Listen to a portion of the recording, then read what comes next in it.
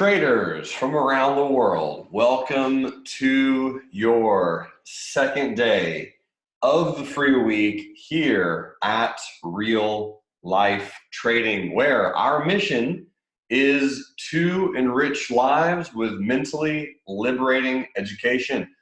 Hope you're doing absolutely incredible. We are working on reviewing the broader markets today and some day trades. I promised yesterday that we would be discussing and chatting some options as well, just kind of help people with some of that information and intel. But of course, we're just here to learn together, see if we can make a gain or two from the market, use some of the movements to extrapolate some cash flow potentially, and just keep crushing it together. We already have a full house. Tons of people are here. Everyone's excited. Mateo is already throwing out tickers. Alan Stakem is in the building. What's going on, Alan? Welcome. Thank you for being here, sir. All right, all right. Francois, how are you? Thanks for being here. Jeff, welcome. Mike, welcome. Janet says good morning. Pablo says hello. Let me move this chat pane over here. Ricky Cadden, what's going on, man? Trust you are doing majestically splendid. And let me get my main girl, Ashley Allen, upgraded to a panelist here. And so she can help us all out with our questions. And perfect. That promotion has been made. Wonderful. All right, folks, let's just go ahead and dive in. Type in a 1 if you guys are ready to just hop in and just make magic. All right, got the treadmill going. Let me get this started over here. I want to make sure I get my miles counted for today. Today is Tuesday, so what I'll be doing today, just as far as the schedule, is I will be going until 12 noon Eastern. And then from 12 to 2 p.m. Eastern, my boy Blake Anderson will be taking over the microphone for the afternoon portion of today. And I'll be here all day tomorrow. Brad Reed will be here 9 to 12 Eastern. Thursday, I'll do 12 to 2 Thursday. And Blake will be here 9 to 12 Friday, and I'll be here 12 to 2 on Friday. Now the good news is I'll still be here. Like I mentioned, I'll be here, but those gentlemen will be on the microphones during those times. And that's usually the way it is. Every week we switch off, right? I'm not here every hour, every minute of every day for 5 hours a day because that's a lot of talking. And although I do love talking and hearing my own voice, it's a lot. It's a lot of work, mentally and physically. So I have some incredible people helping me assist in our mission to enrich lives. So let's go ahead and just dive in. That was just a quick little update, quick little schedule. I want to share with you my thoughts on the broader market because this is an instrument that I do trade very frequently. And here's my overall thoughts on the SPY today. This is a very nice gap that we have presently. And this is 299.15 is the open, and the high of yesterday is 298.50. So we are gapping up pretty strongly on the SPY today. So my thoughts are very simple.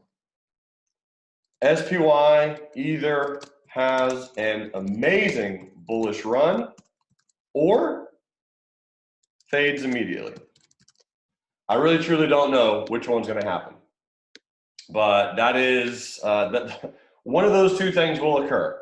So we're going to put SPY on our list because this really is quite a nice gap overall. I like it.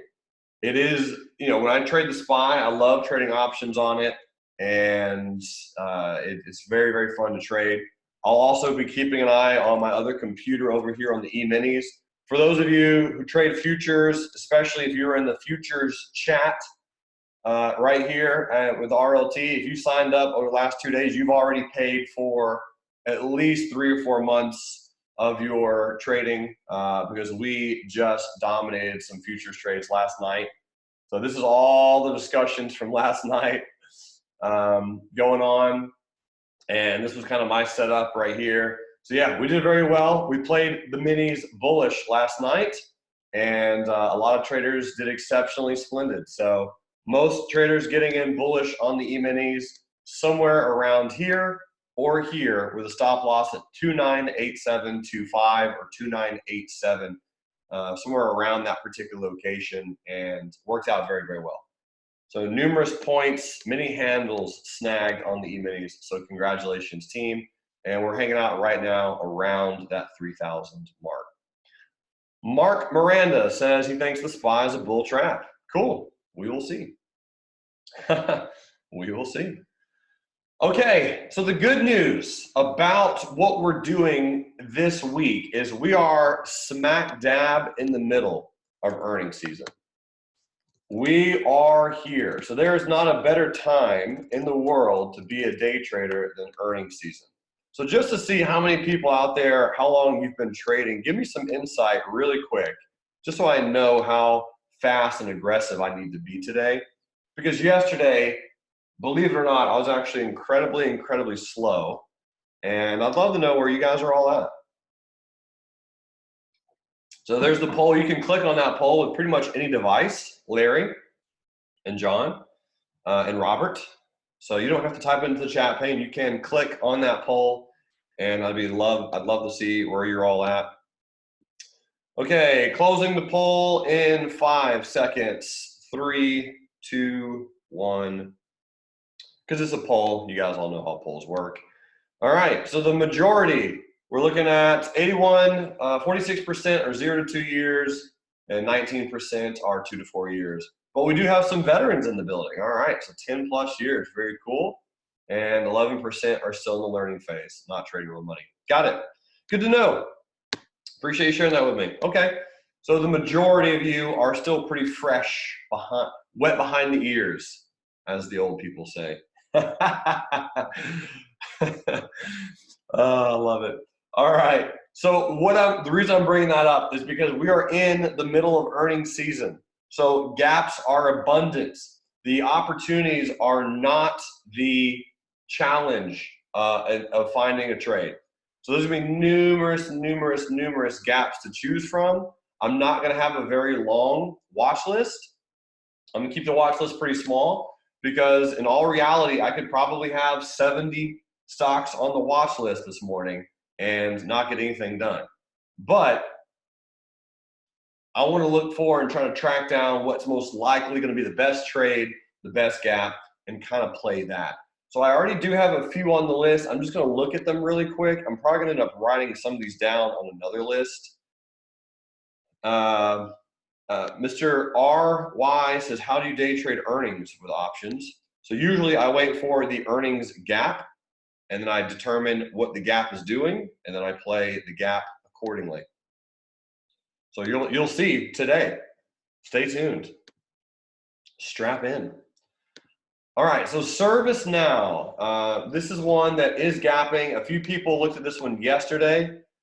So this earnings has not happened yet, but you have this really interesting little high wave bullish candle. The high of ServiceNow yesterday was 294.97, and we are gapping up to 296. This looks very similar to the SPY. Right, so ServiceNow and the SPY are doing relatively the exact same thing. So for me, when I'm looking at the broader markets, I do want to try to track down stocks that are doing something a little different than the broad market. That's kind of my goal. So what I'm going to do is just jot this one down, NOW, on another list over here.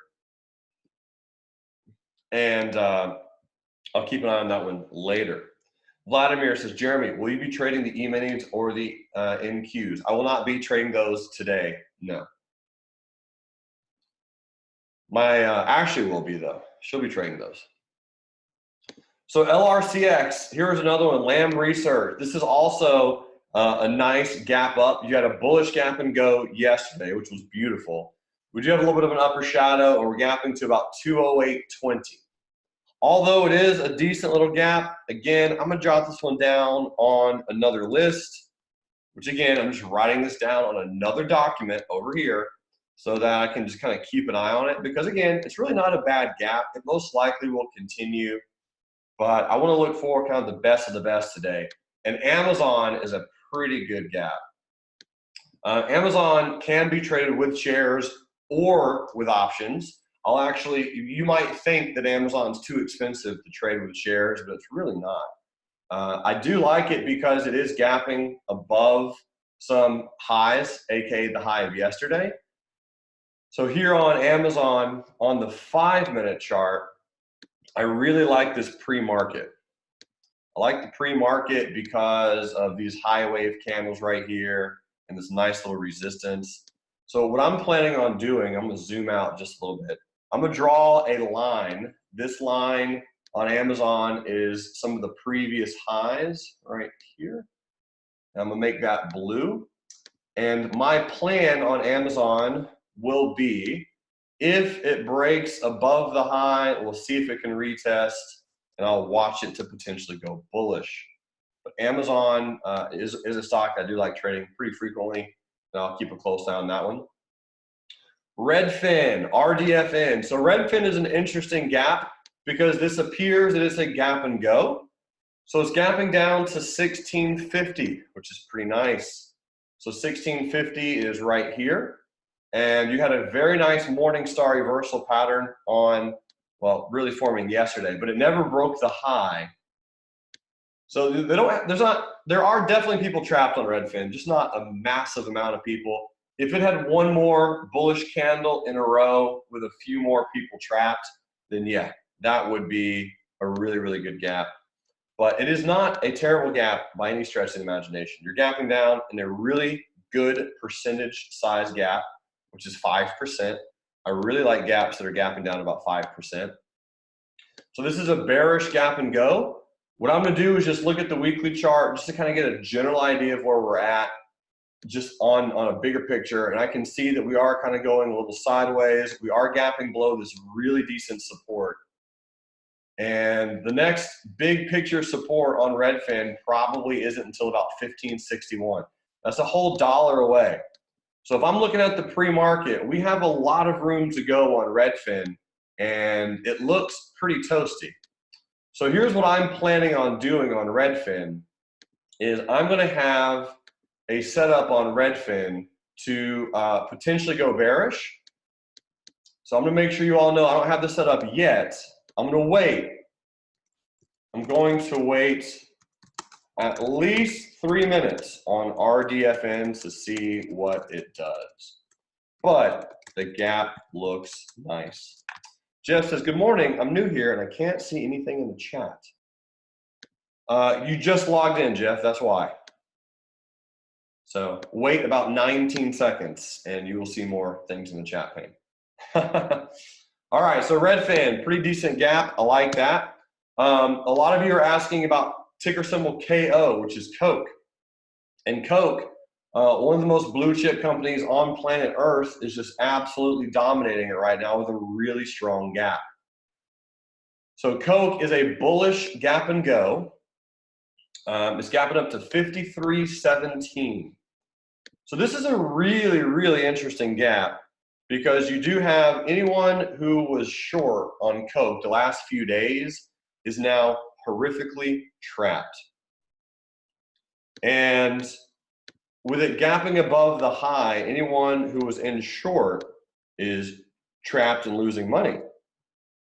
So that's a really interesting scenario for Coca-Cola. Now the challenge on Coke is it is a very blue chip stock. So I don't necessarily know or expect it to run massively far, okay?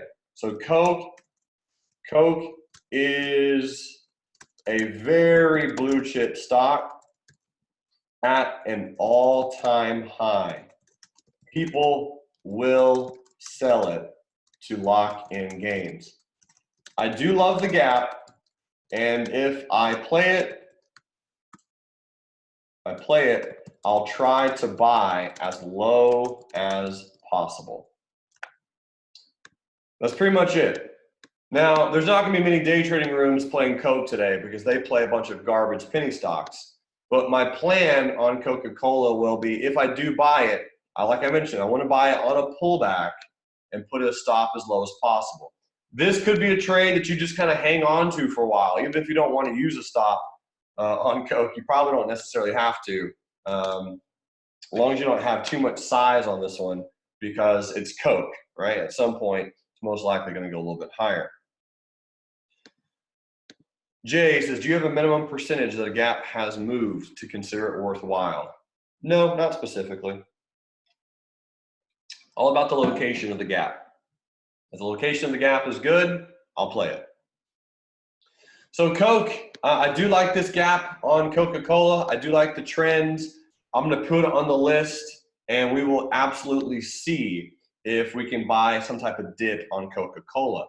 That's really what I would plan on doing, is looking for this thing to come lower and then get in on a pullback. One of my coaching students and just overall amazing trader, Sherwin-Williams, is being requested by Miss Tracy Ball, who signed up yesterday. So Sherwin-Williams, this is the daily chart, and this is gapping up on earnings. So, right, had a gentleman ask me, how do you play earnings with options? Well, you're not going to want to play Sherwin-Williams with options, okay? You do not want to play Sherwin-Williams with options. Why? Very, very spready. The options are very spready. That's 11 years of knowledge right there. So Sherwin-Williams, right, it's a very big company. We all know how they make money, but the stock is a little bit expensive and the volume is only subpar. So I know that the options are going to be kind of horrendous. The gap, as far as the actual shares are concerned, could be very, very doable. I do like the gap on Sherwin-Williams a lot, and I would really be intrigued to see how it opens. I might give this one like a minute or two, but I do like the gap, and I would play this one with shares. I would not play this one with options. Again, I'll repeat that. I would play this with shares.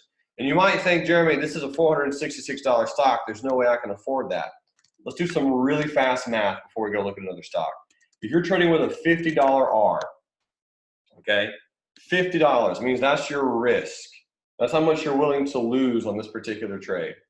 Your entry, if it was 466.36 and your stop was 463.78, that's $2.58. So 50 divided by $2.58 equals, and that's how many shares you could buy on this particular trade, which would be 19 shares. 19 shares times 466 is about a $9,000 investment. As far as when I say investment, $9,000 investment to purchase some trades today. So it's doable, right? You might think that it's not, but it usually is. So what I would do is I'm going to wait 2 to 3 minutes on SHW to see what resistance forms. But I like this level.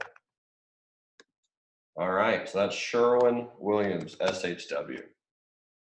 And again, I really do kind of like this just cute, super, super small bearish candle right there on the 5-minute chart before market open. So I dig that. RY says, how'd you figure out where to place your entry and stop? So I just mentioned that. Right, placing the entry above the high of that little bearish candle, and the stop loss, I'm placing it below all the pre-market lows. That's it. So I'm looking at the pre-market volume on Sherwin-Williams to determine and dictate where I would like to place that entry and that stop, all based on the pre-market volume. And again, ladies and gentlemen, please keep in mind, if you make a comment in the chat pane, make it to all panelists and attendees so that everyone can see your chat. Okay. Getting a lot of requests for Beyond Meat. I do love playing Beyond Meat, and type in a 3 if you remember me talking about this one yesterday, saying it was going to go higher today. All right? I mentioned this numerous times yesterday. We looked at Beyond Meat at least 9 times, and I said, ladies and gentlemen, keep your eyes on Beyond Meat. This one probably will continue. This is a very, very, very strong gap today on Beyond Meat. we can definitely put this one on the list. I'm not saying it's going to equivocally go higher as of open, but I am definitely going to be watching this one because I love this gap, and it's above, it's at the highest price that it's ever been, pretty much right now. So I don't like to buy something the highest that anyone's ever paid for it for all time, forever. But if I play Beyond Meat, I would like to play it on some type of pullback. Otherwise, I'm gonna keep an eye on it. But again, if you bought 1 or 2 shares yesterday, you're up 10 bucks or 20 bucks, right? It kind of depends. We talked about that yesterday. If you're gonna play it with just very, very small size, but the trend most likely will continue. In fact, yesterday I mentioned that it probably would gap up tomorrow morning. Robert says, I did not catch you calling that. Great call. Hey, no worries, man. Yeah, I've been talking about Beyond Meat bullish for really about the last month and a half or so. Every time it's been pulling back, my thought process has been, hey, feel free to buy a few shares if you want. Doesn't have to be a large position, but just own a little bit if you want to, because I think it's going to go higher. CrowdStrike, very, very strong retest gap, is gapping up to 88.80, and that's a very good gap. We're gapping up above the high of yesterday. CRWD, CrowdStrike, nice little gap, worth watching. CRWD. Yesterday in the afternoon room, I mentioned I was going to look at Square and EA Sports. So Square is also gapping up to 79.17. The high of yesterday was 79.63. So I actually do like this gap on Square, and this is one that we're certainly going to keep an eye on because, well, I talked about it yesterday in the afternoon room. So I'm going to draw a little bit of a resistance line on Square. Don't worry, I'll make it a little bit thicker in a different color. All right, I'm going to make that blue and something like this. And what I'm going to watch Square to do is most likely break above here, retest, and then go a little bit higher. But I do like the trend. I do like the overall bullish move on Square, and I'm a fan, big picture. Again, there are literally 40,000 gaps today, ladies and gentlemen. There's no way we're going to be able to look at all of them. So we're going to look at PayPal. Yep, great gap on PayPal. Wow. That's a very pretty gap on PayPal, right above the high of yesterday. Definitely a fan of that one. Disney, and I'll look at 1 or 2 more. So Disney, I'm not going to day trade today. I'm in this one long term. There's a lot of traders in Disney long term. I love this company long term. There's like 0 chance the thing's not going to go higher, in my opinion, on a longer term investment scale. So I have some leaps. I have leaps on Walt Disney. Oh, we got one trader saying, is this session going to be recorded today? And that gentleman is named Clive, and Clive makes all kinds of money every single day trading the markets. Maybe not every single day. He does very well. Clive, I love you. And I know you know it's going to be recorded, but Clive is asking because he wants to donate $1 to charity. So ladies and gentlemen, we had about $400 donated to charity yesterday across a lot of traders at Real Life Trading. You get to pick the charity or nonprofit, but every time someone asks the question, is this going to be recorded? That's going to be $1 that I would like you guys to donate to whatever charity you want. Totally up to you. Reg says another donation to Wounded Warrior. Beautiful. I love it. So again, if anyone asks if this is going to be recorded, because it is recorded, it's just $1. Donate $1 to any nonprofit or charity of your choice. Wounded Warrior, a great one. My uncle, Uncle Billy Newsom, is a Marine veteran, and I'm a huge fan of our armed services. So I just want to thank you for everyone who served our country. Truly appreciate you immensely. All right, so Disney is gapping up. I love Disney long term. I'm in bullish, so I'm not going to be day trading that one. Right, not going to day trade Disney, but longer term, I'm a fan. So watch that one closely. And I had a few people asking about Halliburton, I think. So I had a few people asking about Halliburton. Oh, that's a nice, very nice gap yesterday. Good volume. We're not really getting a lot of follow through right now. That would have been a fantastic gap yesterday. But here's what I'm going to do. I'm going to put this one on the list for Energy Wednesday, which is going to happen tomorrow in the afternoon room. And we'll cover Halliburton at that time. Brent, I have not looked at Alibaba. Alibaba is gapping up to 174.42. So it is gapping above our entry. And I'm hoping it's going to pull back to 174.20. It probably will. So I'm going to leave that order open, right? This is a limit entry to try to get filled at 174.42. So I actually love our Alibaba swing trade. And if Alibaba pulls back, beautiful. I think that's a great gap on Baba, and I'm quite bullish on Alibaba. Zoom, ticker symbol ZM. Zoom is gapping up to 97.68. We're using Zoom right now, actually, as most of you know, and I do like that gap. I'll put that one on the list, and that is the last one I'm gonna put on the list for right now. Oh, well, no, I got my buddy Robert Falco saying AN. I had a lot of people ask about AN. AN, AutoNation, gapping up 43. Yeah, I do love AutoNation. Okay. AutoNation and NVIDIA, I'm already in it on a swing trade, so I'm not going to buy a day trade, but I do love NVIDIA longer term. I'm a fan. I do like that gap.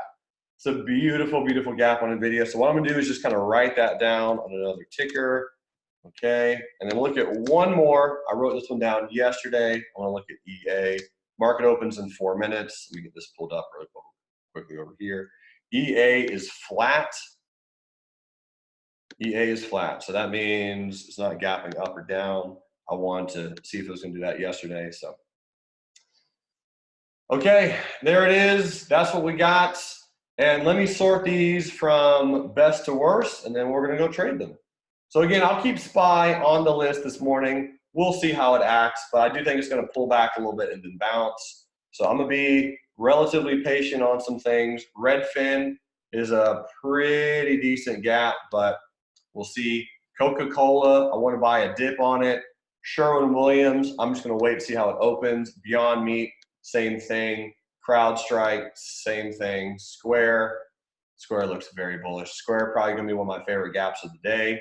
I'll scoot that one up to one of the top. PayPal also looks very bullish. I won't be in both PayPal and Square because they're relatively similar. Okay, and Zoom, ticker symbol ZN, doing its thing, and AutoNation. This is a very nice gap on AutoNation on the daily chart. It's going to get a little bit spready, so we're going to just be patient on it. But that's the list that I'm going to have right now. Ladies and gentlemen, if I'm skipping over one that you want, it's not on purpose. I'm not doing it to be mean or spiteful. There just literally are hundreds and hundreds of gaps to choose from. And all we have to do is pick one, trade that one, and make a little bit of money with that one. Okay? Mr. RY says, what do you mean by spready? Spready means the bid and the ask spread are going to be very wide. And you want to make sure to be careful and be cautious about getting in at market because the bid and the ask is going to be very wide.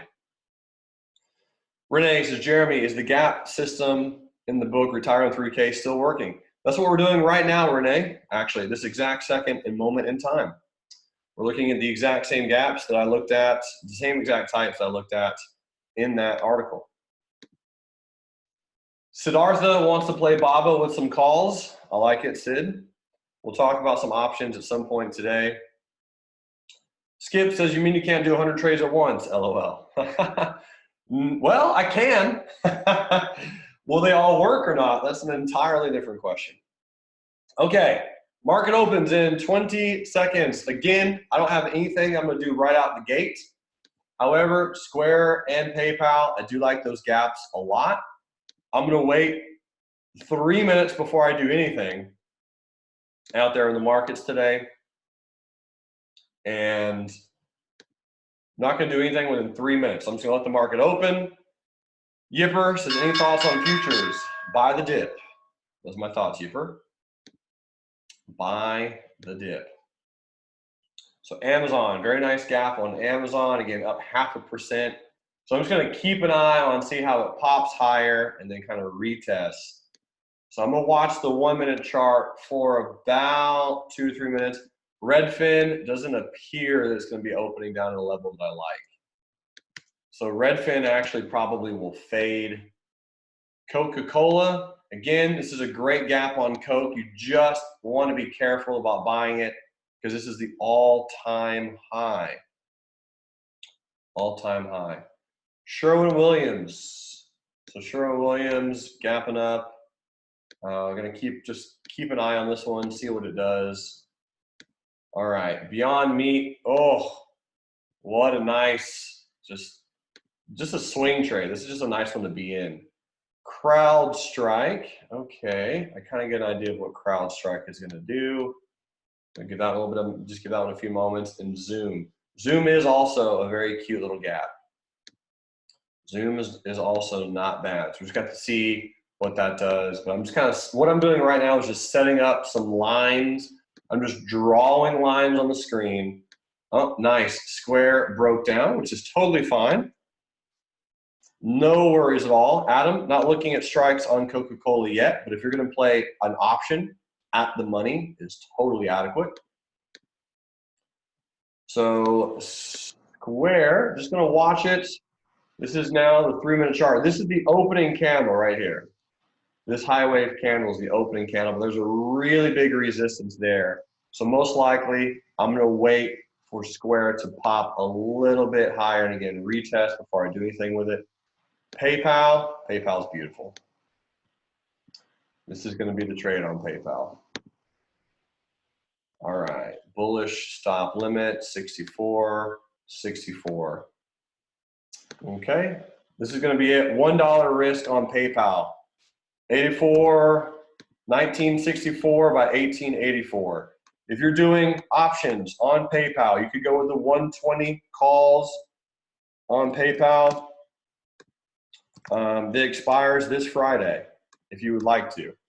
11964, 11969. Okay. So on, okay, so I'm in on PayPal bullish. And again, if you're playing PayPal with options, since we want to talk about that, if you're playing it with options, you're going to be buying or looking at call options. Okay, you could simply buy the ones expiring this Friday, either 119 or 120. Totally 100% your call.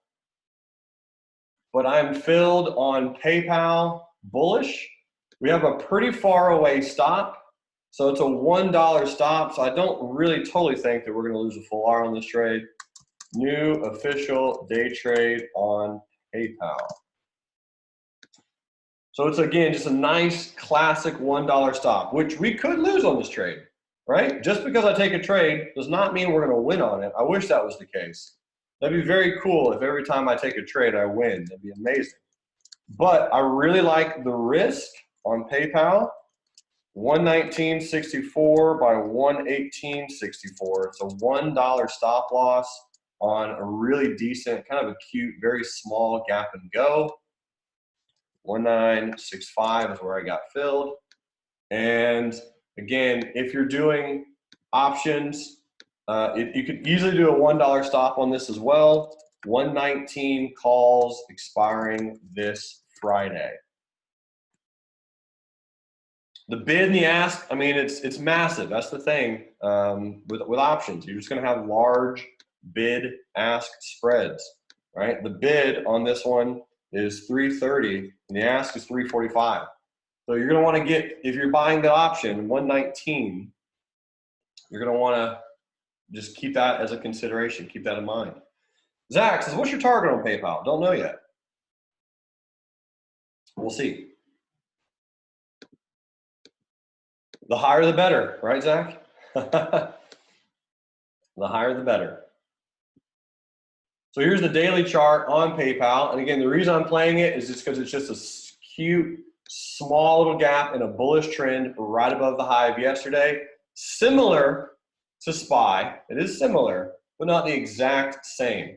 And what I'm most likely going to do at some point, ladies and gentlemen, is do a nice little add and reduce on PayPal. I think that's going to be a strong potential. What I mean by add and reduce is actually add to our position and reduce the actual risk. So I'll probably be able to do that relatively soon, believe it or not. Because again, with a $1 stop, that's very, very wide. Very wide. John says, is there a video using TradingView? So if you Google, so go into YouTube, John, and search TradingView, real life trading, and you'll get about 2 hours worth of content.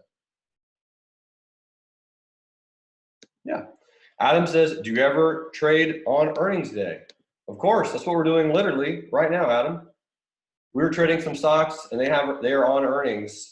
Sherwin-Williams was on earnings today. Oh, congrats, Tracy Ball. Good catch on Sherwin-Williams.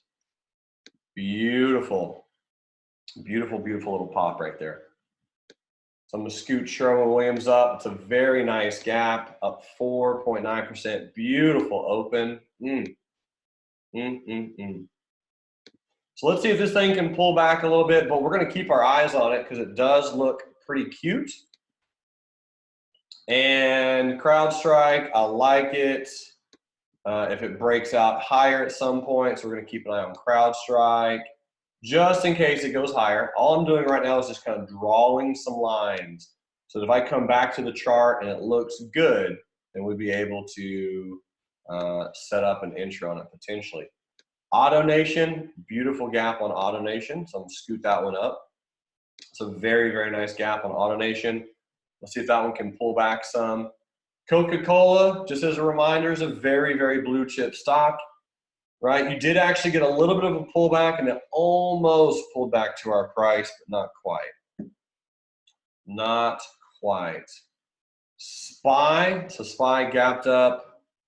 This is the 1 minute chart on SPY. And again, so I mentioned SPYs are going to gap up and run or fade immediately.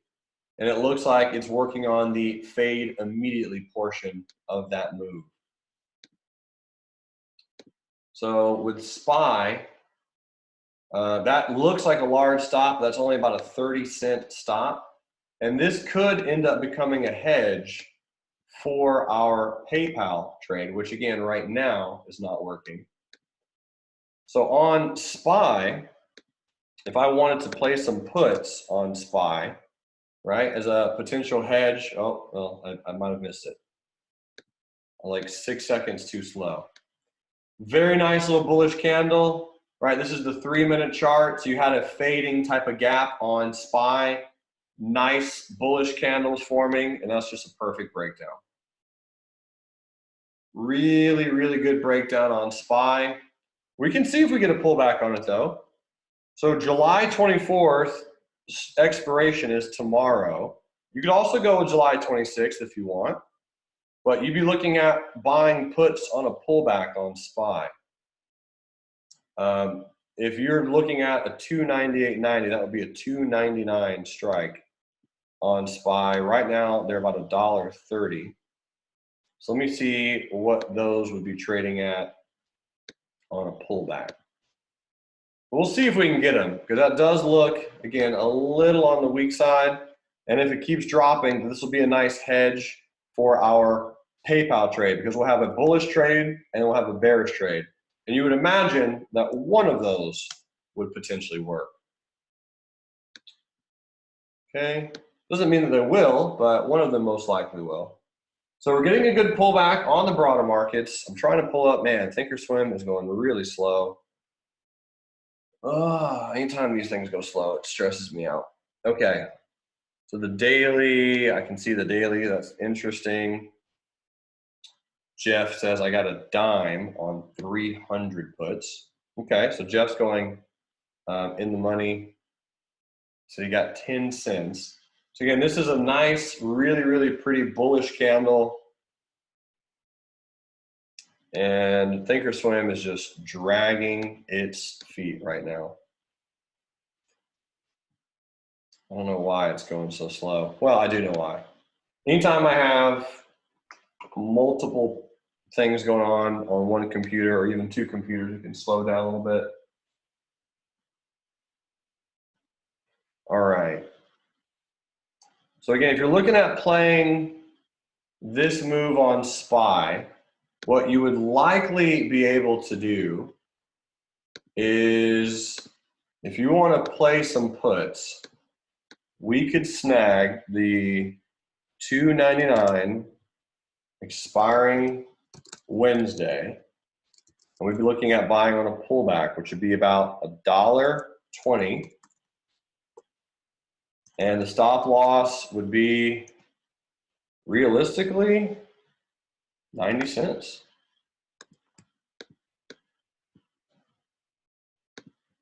Because it does look like, if I pop back over to PayPal, PYPL, it does not look like that bad boy is going to work. It was a great gap, but as soon as we got in, it pretty much immediately starts tanking. So that's usually not the exact sign that you want. I think there'll be an opportunity, like I mentioned earlier, to lose less than an R on this particular gap. So I'm actually going to work on that now, because SPY, we'll see if SPY bounces. But what I'm going to do on PayPal is show you all how you can mathematically do an add and reduce. As PayPal comes down, what I'm going to start planning, just in case it's possible, and it doesn't look like it's going to be possible. So it does not look like that's going to hold. What I was planning is moving up my stop on PayPal and having a new entry. So let me just go ahead and do the math to see if it's relatively possible. All right, so original entry on PayPal, 119.64. 119.64. Original stop, 118.64. Risk, okay, so new entry, if I do get back in, would be 119.11. 119.11, that'd be a place where I buy a little bit more. And the new stop loss would now be 118.84. And what I'm doing right now is mathematically determining if I can actually add. So I'd have 0.8 R's of risk. So if I wanted to lose 0.9 R's, which would be less than one full R, as you guys know. Right? If I want to do 0.9, that means on that particular risk appropriation, I have 0.8 R's of risk. So if I wanted to risk 0.9, which would still be less than an R, I actually could add more shares and do that exact same type of trade.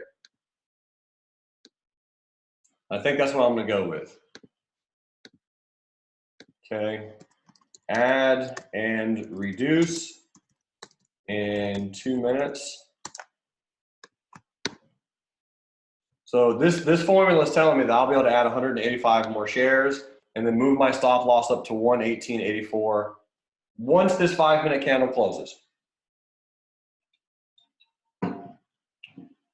Once and if this thing closes. If it doesn't close the way I want it to, then I'll just move up the stop and figure it out from there. Scott says break even is where?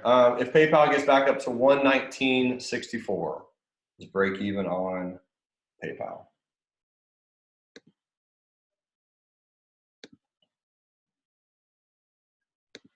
Okay. So 3-minute coming over here to the 5. So here's your high wave candle. So this is going to mess up the calculations a little bit. 119.18. So again, if you're trading shares, this is doable. If you're trading options, it's a little bit harder. So I'll be able to add 147 more shares. All right, so 147, stop limit at 119.18. 119.18 and 119.18. So this is looking at getting in, adding some shares, waiting for this thing to close. I'm gonna wait 5 minutes for this candle to close so they can kind of figure out for me and try to determine where I would like to add to the trade, if it's gonna work, if it's not, no big deal. Because here's the 2-minute chart. 2-minute chart, you have a little bit of a tweezer bottom. So we know if this level breaks lower, PayPal is not going to go higher. Okay. So it actually sees the high of this candle is 119.18.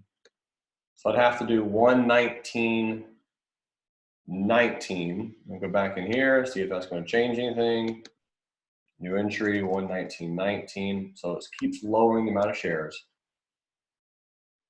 Got it. 119.19. That's going to be it. Okay, add and reduce, which again is me literally going to be able to add to my trade and reduce my risk exposure overall. All right, so add and reduce. Adding shares, increasing stop, 0.9R risk total. So this is how you add. So this is, you can add to a trade mathematically. What we're doing is going in, update on PayPal day trade. And now that I just got filled on that trade, my stop on the entire position is going to be 118.84. 118.84 is the stop on PayPal. Now, could we get stopped out? The answer is absolutely. We 100% could get stopped out on this trade. If we get stopped out, for me, it's going to be 118.84. That's where I will get out of this position if it hits that particular price. So the add and reduce is complete. I have 0.9 R's of risk, which again is a good thing. If PayPal bounces nicely, I'll actually have more position than I had before. Add and reduce, and I'll have less risk than before. So it's kind of a good thing. Now, if it works or not, will be time to find out. Mix is how much did you add? Per the formula, Mr. Mick, with a $500 risk, I added 142 new shares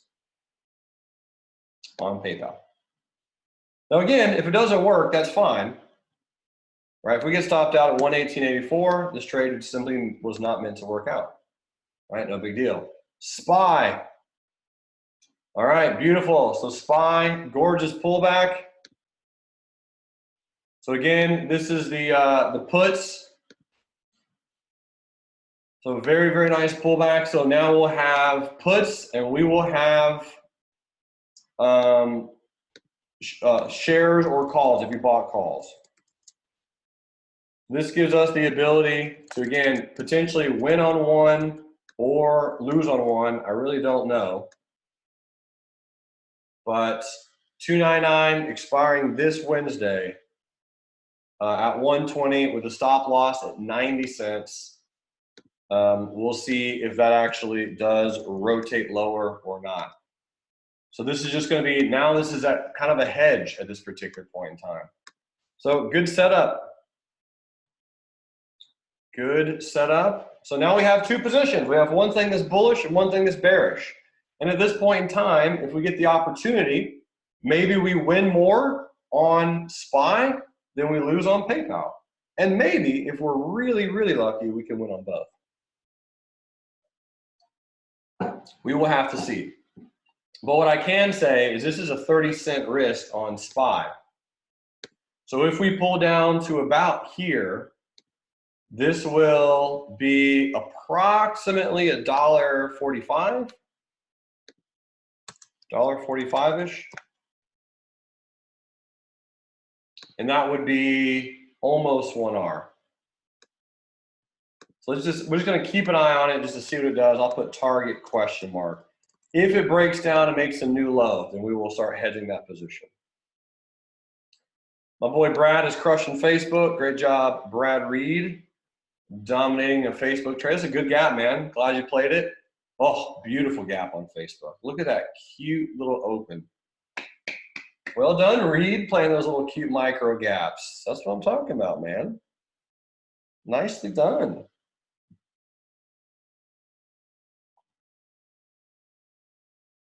Nicely done.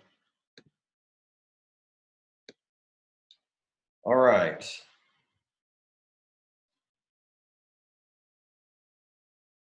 Jace says, my SPY is showing 77 cents for buying puts for Wednesday.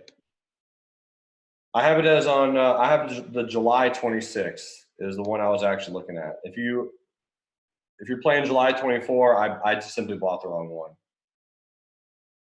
Well, I say bought the wrong one. I bought this Friday. I'm just realizing that now. So if you're playing Wednesday, again, I apologize for the confusion. If you're playing this Wednesday, $2.99, you are correct. It's about 80 cents right now. I'll make sure I make that update correct in the worksheet for everyone else who's trading it. Let me go over here to copy. That's why it was going slower than normal, I guess. I mean, you're not losing on it, but yes, you're correct. And again, I apologize about that. The stop and everything's gonna be a little bit different for the trade on if you're going with this Wednesday versus Friday. So on SPY, apologize, when this Friday. Okay. Let me update that.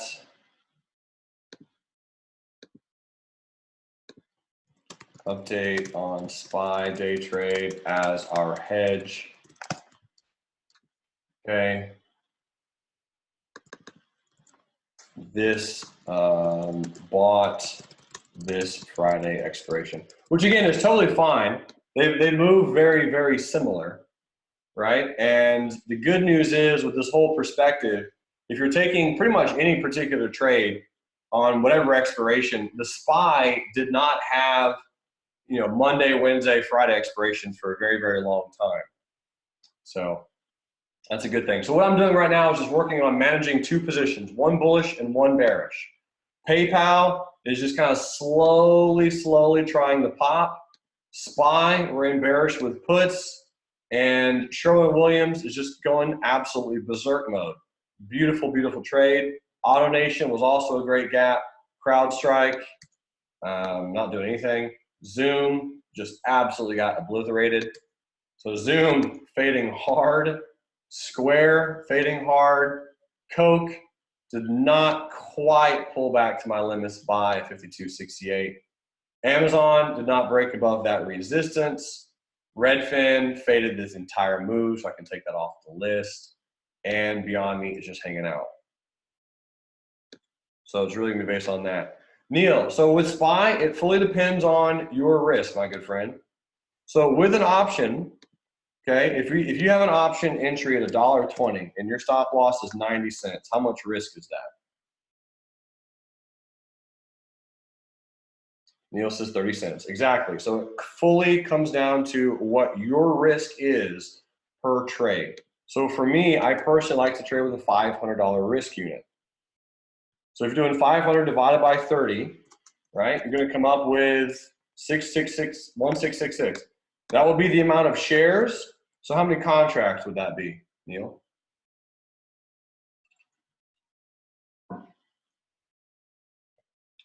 Elvis says 16. That is correct. That will be 16 contracts.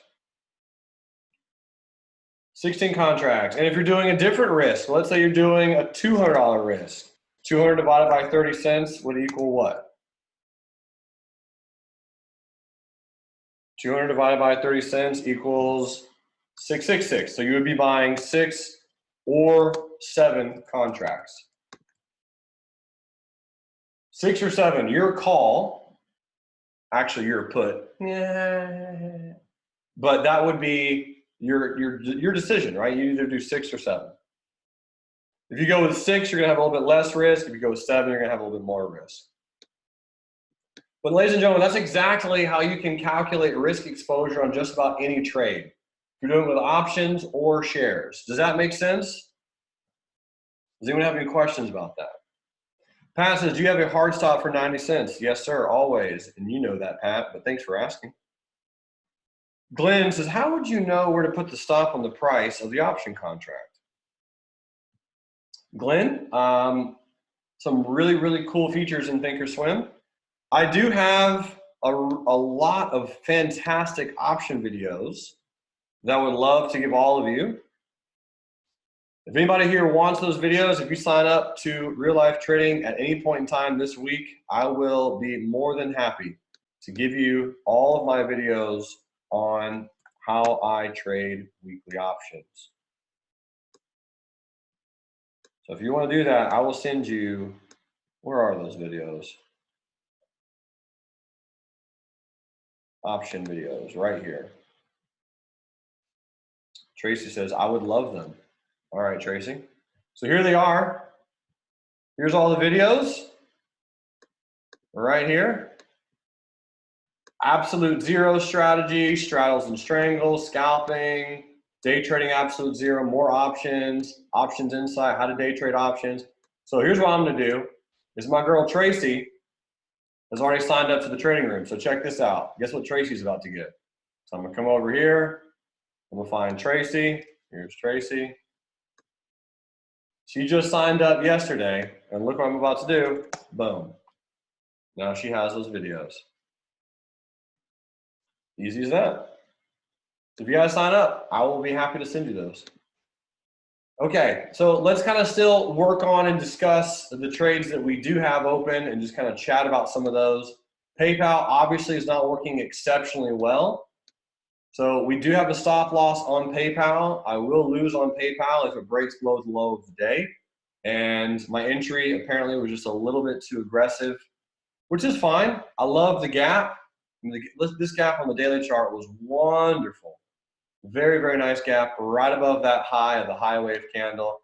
I should have just waited about 20 more seconds before taking that trade. I took it on a 2-minute chart, and I should have taken it on a 3-minute chart. So the 2-minute chart, you'll see that it had a nice shave top candle right here, and we broke above it. But if you go to the 3-minute time frame, I would have never triggered in with the high wave candle on the 3-minute chart. So played it off the wrong time frame. That happens sometimes. That definitely can occur. So if we get stopped out on PayPal, which is totally possible, and we work out on SPY, ladies and gentlemen, the good news is this is just pure and classic win more than you lose. Right? Win more than you lose. If I lose on PayPal, which is very likely at this particular point in time, and we win on SPY, which is also relatively doable, then it'll be a winning day. And that's very, very common for me. I want everyone to know that. That's extremely common to take 2 trades, win on one and lose on the other, and simply win more than I lose. Happens about every single day.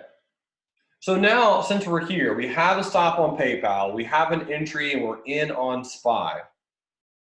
Let's simply discuss and determine really quickly why we are playing this sentiment, because that's going to be the important part. So remember, this morning, this was my analysis. SPY either has an amazing bullish run or fades immediately. Which one is it doing, ladies and gentlemen? Which one is it doing? It is fading. Yep, so fading means, again, trading in the opposite direction of the gap. Trading in the opposite direction of the gap, filling the gap, fading the gap, and that's precisely what it's doing at this exact moment in time. It is fading the gap. So looking at this fade occurring, what we're working on doing presently is we played it with puts, right? Because puts go up when stocks go down. Puts go up when stocks go down. That's just that simple. That's it. That's the whole process. Realistically, that's all you need to know. All right, so I'm out of PayPal at 118.83. So I got stopped out of PayPal. Okay, so out of PayPal, 11883 is the actual price that I got out of. And now I'm gonna adjust this to a $200 risk so I can figure out how many shares I need to add for the worksheet. For the worksheet, we're doing a $200 risk, so 57. So 257, okay. 118.83 should be 1.5. Let me make sure.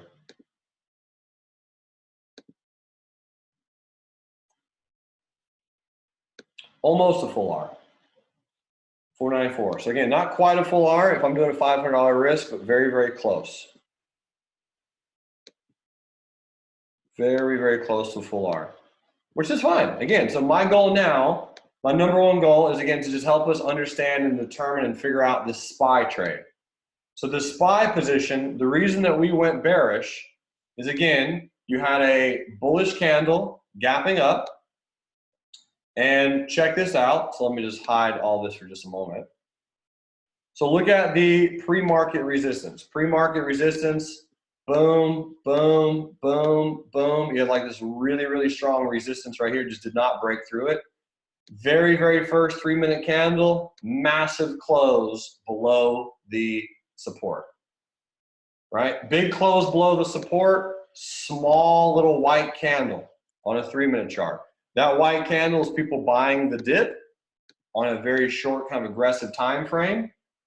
Stock has this ginormous move lower.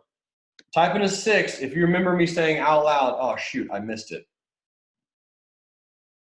All right, because I did. I was like, my brain was like, oh, you missed it. What an idiot. And then I said, well, wait a minute. Hold on for a second. Very frequently, I talked about this literally yesterday.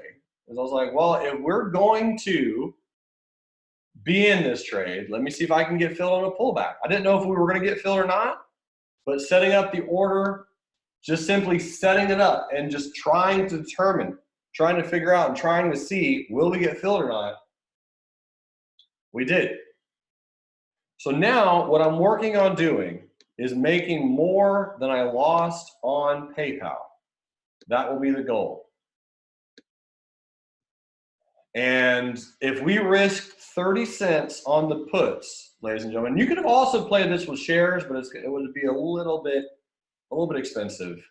Who can tell me how to kind of calculate the target for these puts? If you had a 30-cent risk, right? Entry of 120, stop loss at 90 cents. ROI says, do you usually use deltas of 50? Could you use deltas of 70? You can do anything you want, and I normally just simply buy at the money. So I don't look at delta. I don't take time to look at delta. I don't worry about delta. If I trade the same instrument all the time, so on SPY is the one I most frequently trade options on, I know one thing for sure. If SPY moves in the direction that I want it to, the option will work. So you don't really have to worry about delta. In my personal opinion, I don't look at delta. I don't care about delta. If I'm looking at trading an option, I just go at the money, whatever is at the money. If I'm trading the same stocks all the time, I know if my direction is right, the options will work out adequately. That's kind of my plan. So that's why ROI, I went with the 299 puts, because the 299 puts were at the money. It's a very valid question, but that's my thought process on that. So what we're now doing is we're now retesting. This looks like a 1, 2, 3, 4, 5 wave pattern. At least that's what I'm hoping. So earlier I mentioned that this is 30 cents of risk. My plan is to try to get, 60 cents would be great, but I think 60 cents might be a little bit of a stretch. It could happen, but 60 cents would require the stock to go all the way down here, which you could do. You could do, but I don't think the stock's gonna have that big of a pullback.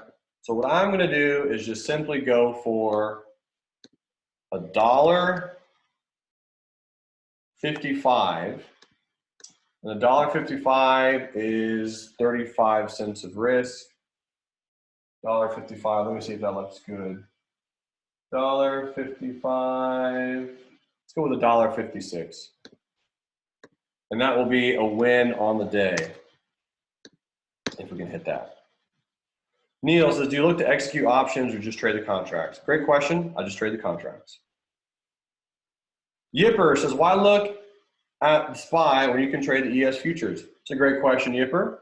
I like the E-mini futures, but most of the people in this particular room are not prepared to trade futures, and that's why I'm not doing it. Most of the traders here focus on stocks and options, and there's probably about 10% of the people here that trade futures. Does that answer your question, sir? I love E-minis. I trade them all the time. I'm a big fan. And I hope you took this trade with a futures contract. So I hope you made some ticks on the downside. It's the exact same setup. So did you take that position, Yipper, bearish? 3-minute chart, entry here, stop up here. That's, yeah, 4 points. Did you take that trade? Brad says he's raising the stop on NVIDIA. Gorgeous. Let me go look at NVIDIA. Yipper is not answering. Okay. I'll move on to something else. Zoom, ZM. Donnie says Zoom is trying to bounce off of a double bottom. And did I move my stop too fast on PayPal? I did. Nice. Nice job, PayPal. Way to catch me. Way to trap me right below those tweezers in the bounce. That is beautiful.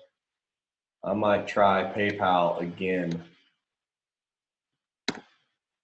This is obviously a trap, right? I was talking about this yesterday. Obviously a trap, very, very clear trap on PayPal. So I did the add and reduce, and I just had to stop about 2-3 pennies too tight. So I'm gonna keep an eye on this to continue again, or bounce bullish at some point today, and I will try that a second time on PayPal. 80. Let me just see how this candle closes. And again, our target on SPY doesn't mean it's going to hit it. And again, very well might not. Don says you're breaking your rule, Jeremy. What rule is that, Don? And SPY. So what we're doing right now is we're hitting the 10 EMA on the 5-minute chart.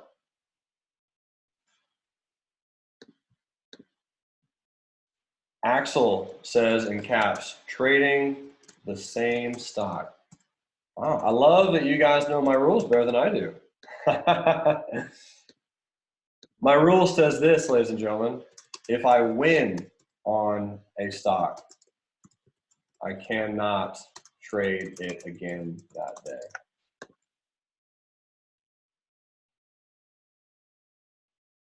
So thank you, Don and Axel, for working on helping me follow my plan. That's very helpful. Love, love, love that. But that is my rule, is if I win. So I did not win on PayPal. Axel says, but if you lose, then you have a wash trade. That's okay. I have a lot of wash trades, man. So here's the thing that needs to happen on SPY. The reason that we're looking at it, and yes, Mick, this is an official trade. On SPY, what needs to happen is we're at the bouncing spot now. So we're at the 10 EMA on the 5-minute chart. We're here. So we are at the 10 EMA on the 5-minute. So we need to break that lower before we can go down. So if we can start closing below that, because this is the potential bouncing spot on SPY. So what I'll be doing in the next 10 minutes or so is lowering the stop loss because that right there, that break is looking pretty toasty. Pretty toasty. And again, I'm not in PayPal a second time yet. It doesn't look like I'll get triggered in. So right now I'm just waiting.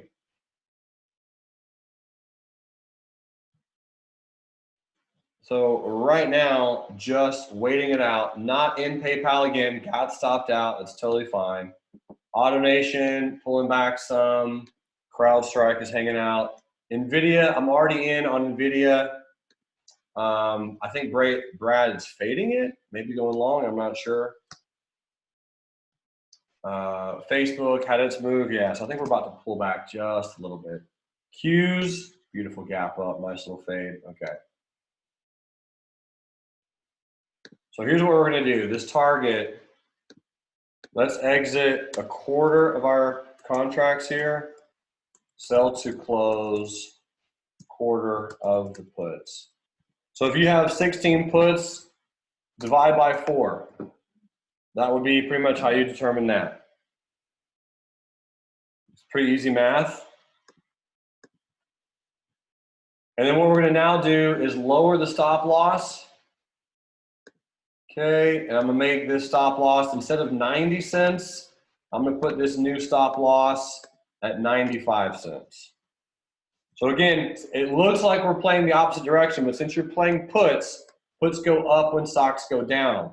So even though on the chart I'm decreasing the line, I'm actually increasing the actual value of the put itself. Okay, I'm doing this. Okay, got it. 156 for a quarter of the contracts, stop loss at 95 cents. And come over here, update the SPY puts day trade. Okay, come over here, target and stop change. And we'll see what happens on that. Okay.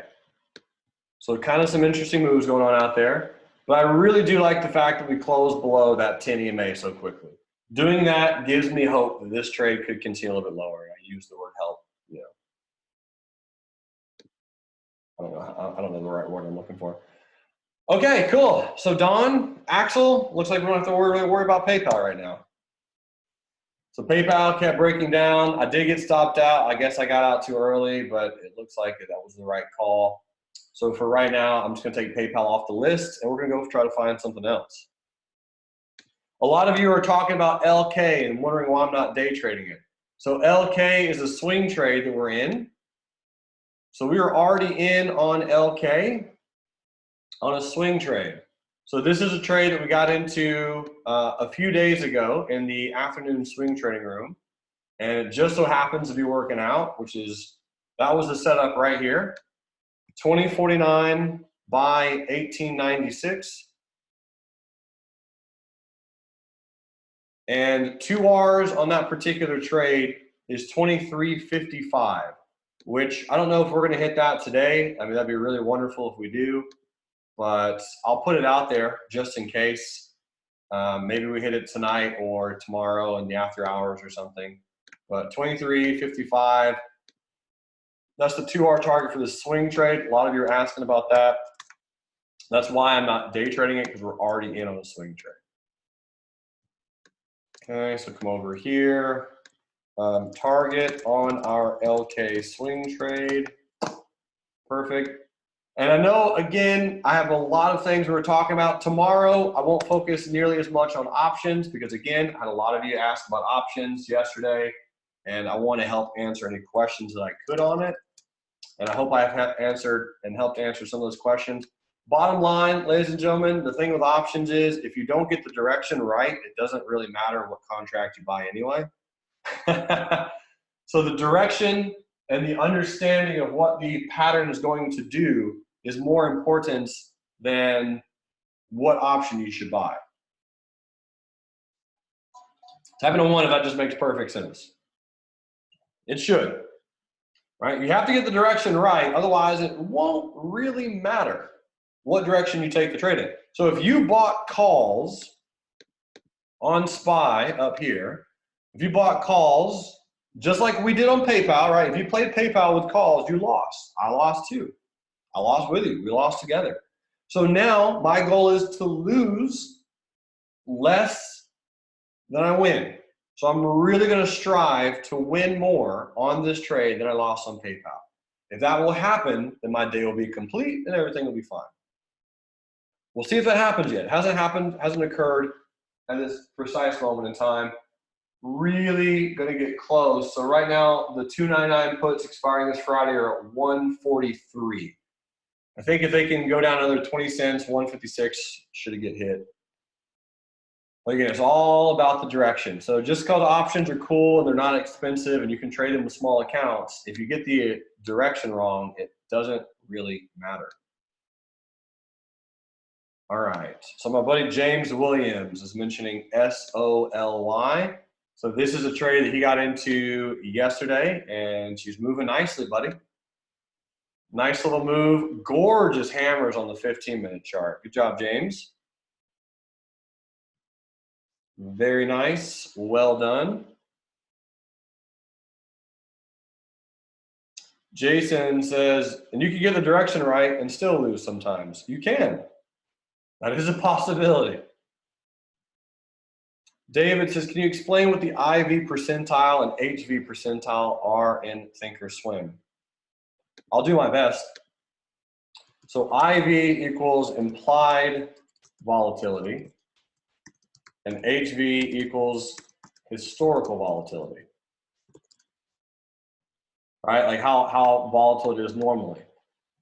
The V's, aka volatility, is totally made up and created by the markets, market makers, exchanges, right? It is fabricated. It is created, however you want to describe it. It is built, all right? So normally you want to buy when IV is low. That's kind of your goal and your focus as a trader, is you really want to buy it when it's more on the low side. So if you're looking at it as a percentile or as a percentage, if whatever stock you're looking at has a low implied volatility relative to its historical volatility at that time, it presents a relatively decent buying opportunity, potentially. Doesn't mean just because the IV is a certain level based on something else, it's going to go up or down, right? You still have to get the chart pattern, you still have to get the direction correct. But very frequently, if you're buying it, you want to buy when IV is low, and you want to sell when IV is high. That's your goal, is to kind of sell and lock in profits when the implied volatility increases. So HV is historical volatility and IV is implied volatility. IV is current, historical is in the past. Is what that option has traded for approximately in the past. Hope that clears it up. Valid question. We have a lot of things that are moving out there. And again, here's Walt Disney. Walt Disney, small gap up. David says, why do it as a percentile? In relation to what? Thank you for your answer. So let me post David Johnson's question to all panelists and attendees, so you guys don't think I just have a random buddy named David. Pat says, where do you get historical volatility values? Is there a plot in Thinkorswim? Yes, there is. Thinkorswim can pretty much do any and all of that. But yep, you're absolutely correct. And the percentile can be related to a lot of things. You can build it and have a percentile based on numerous factors. Those factors can be the stock itself.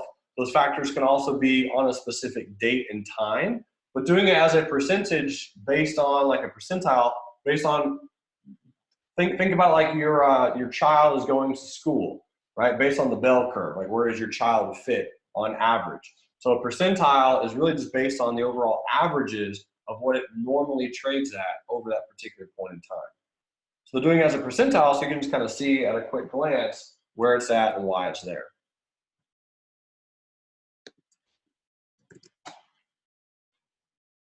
Robert Thompson says, by default, implied volatility percentile is a measure of volatility against itself. That is correct, Mundo. Yep.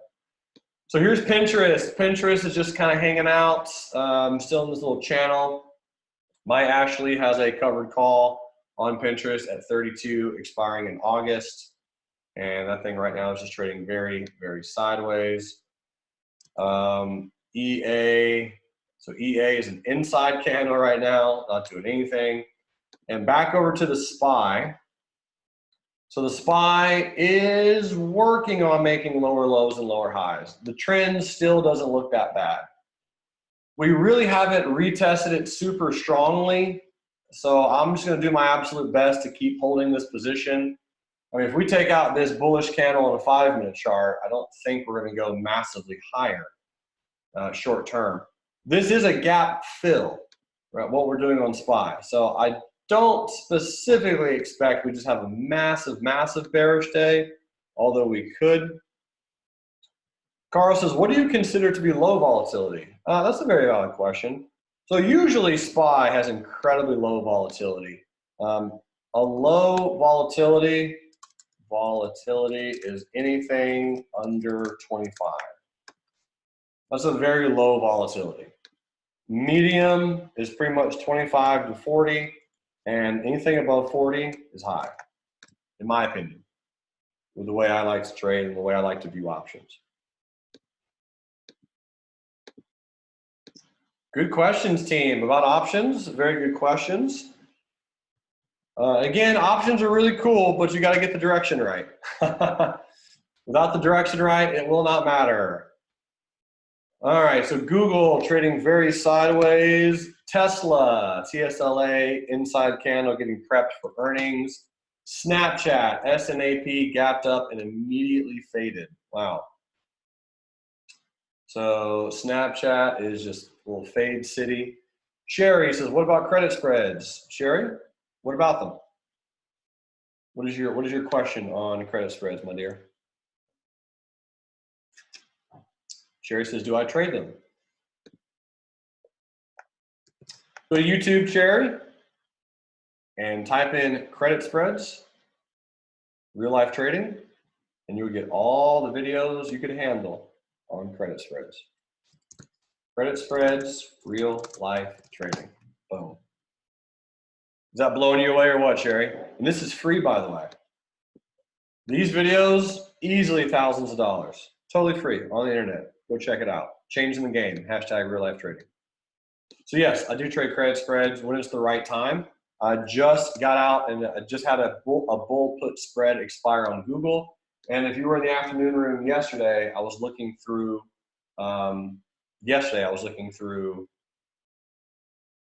some options for some credit spread potentials.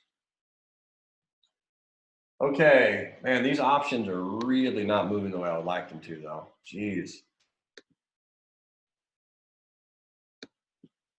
It did not hit. I'm really looking forward to see if it can hit lower, but it's not happening yet. We're making lower lows, but the options is just barely increasing value. So the low of this option at the time, the high of it was 150. So I'm trying to get it, right now the limit is at 156. Mark says, you're calm while trading is very inspiring. Thank you, sir. Sherry says, what about trading iron condors? Well, Sherry, iron condors is just 2 credit spreads. So yeah, absolutely. I had an iron condor on Netflix over earnings. Worked out great.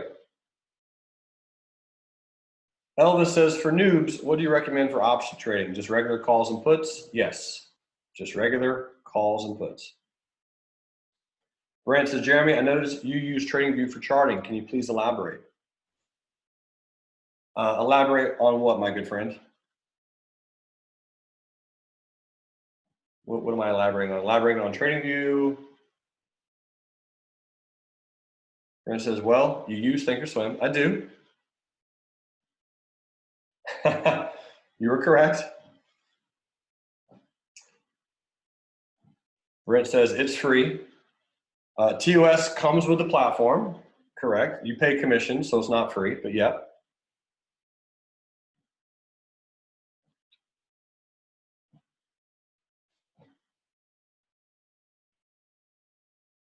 Joel says, Jeremy, did you start out trading stocks exclusively? Yes, sir, that is correct. He says, if so, how long before you started trading options? Unfortunately, not long enough. I started trading options about 6 months after I started trading stocks. Had I just stick to stocks and stick to what I know, I would have done very, very, very well my first 3 or 4 years. But That was not the case.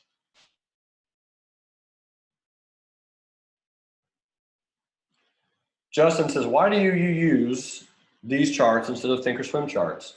I think TradingView, and I'm actually working on another charting software as well. Give me 1 second, ladies and gentlemen, before I answer that question. I'm trying to figure out what to do on SPY because it hit my exact target on the stock price, but it did not hit it on the option price. Oh, what to do, what to do. It's so frustrating when that happens. I mean, it hit it to the exact penny. So if I was in shares, I would have exited a quarter, and on options, I didn't. Because it didn't hit 156. It hit 150, and that was it. To keep holding or not. This is always annoying. What a nice little reversal, too.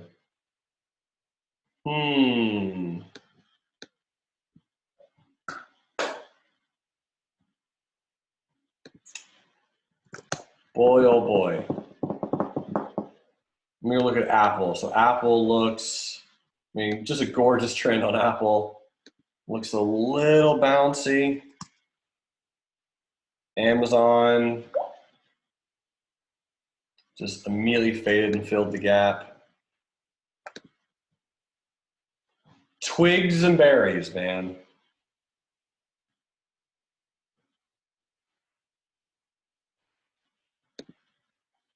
I would have loved to have gotten out of $1.56. I'm trying to figure out what I'm working on right now is I'm trying to determine, should I lower my stop or just take the gains or try to hold longer? That is the question. I would really like to flex off some holding muscles for you guys. That's what I would like to do. Robin says, take the gains. I think I'm going to hold. Here's what I'm going to do. I'm going to change the stop to 97 cents on the option. I will exit 10% here. I'll change the target. I'm going to exit one contract. Exit one contract, lower stop, and hold. All right. That's going to be it. That's what I'm going to do. Update on SPY day trade.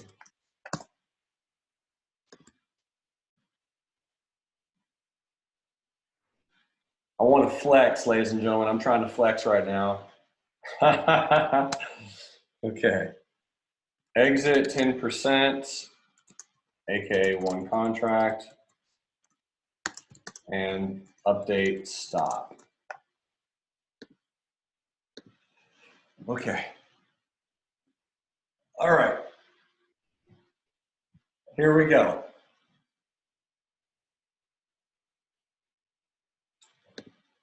Kevin says Q's retest. If it rolls over, maybe SPY will as well. Oh yeah, if Q's goes, SPY goes. Man, that's annoying. All right, so here's why I'm doing this. If you guys want to know why, here's why. I asked SPY to close below this 10 EMA, and it closed below it very, very quickly. It had a high wave doji right here. Very nice break below the high wave doji. Right now, this is a really nice rotation. Boom, boom, boom, boom. We should have one more boom to go. We should have one more lower low. It's just going to take a little bit of patience. This is the worst part of trading. I don't know what it's going to do, but I'm going to do my absolute best to hold for a little bit lower. Because if we can hit this, that'll be a really nice win. Exit the rest at $1.63. Okay. Let's find out what we do. and I'll update that momentarily. You guys follow me so far? If you want to exit, ladies and gentlemen, that's going to be up to you, right? Follow your plan. But I missed my target by 6 pennies. So if we're doing exactly what we did yesterday, we have to update our target, right? We did that yesterday like 5 or 6 times, and I need to make back more than I lost, and I'm not there yet. That's the other conundrum that I'm facing. The other conundrum is I need to make more than 30 cents on these options, and right now we're only up 24 cents. So raise target, raise stop, just like yesterday. Type in a 1 if you guys are with me. Whoa, whoa, whoa, whoa, whoa, whoa. Let's do this. Okay. Now, if it bounces, that's fine, whatever. All is good. I'll lose on this trade, potentially, and I'll take another one. If we close above this candle, that'll be my warning signal. If we close below that candle. Mark says, Jeremy, exhaustion volume. Nope, not on the SPY. All right, Sherwin-Williams is just straight up rocking it in all kinds of ways. I hope someone played Sherwin-Williams. I know Robert Thompson did. Robert, congratulations. Man, if you caught 467.17 by 463.70, you are my hero. Zoom, doing its thing. Square, wow, Square broke down nicely. All right, cool. I did mention yesterday that it could also break down bearish. So let me keep eyes on Square on the short trade today. I'm gonna leave that on the list. Coke, I did not get a pullback to 52.68, unfortunately. So again, I wanted to, if we turn the extended hours on, you can see that we almost got filled on a pullback on Coca-Cola, right? That little lower shadow just didn't quite happen. Amazon, AMZN is doing its thing, and Beyond Meat, somebody asked about going long on Beyond Meat. You do not want to go long right there on Beyond Meat. That is a selling location. So if you're going to go long, you're going to want to go long as low as possible and sell as high as possible. All right, so going long here at 198.89 with a stop at 195.79, that would have been a really good trade. All right, so buy low, sell high, buying the dip and selling up there. Wonderful stuff.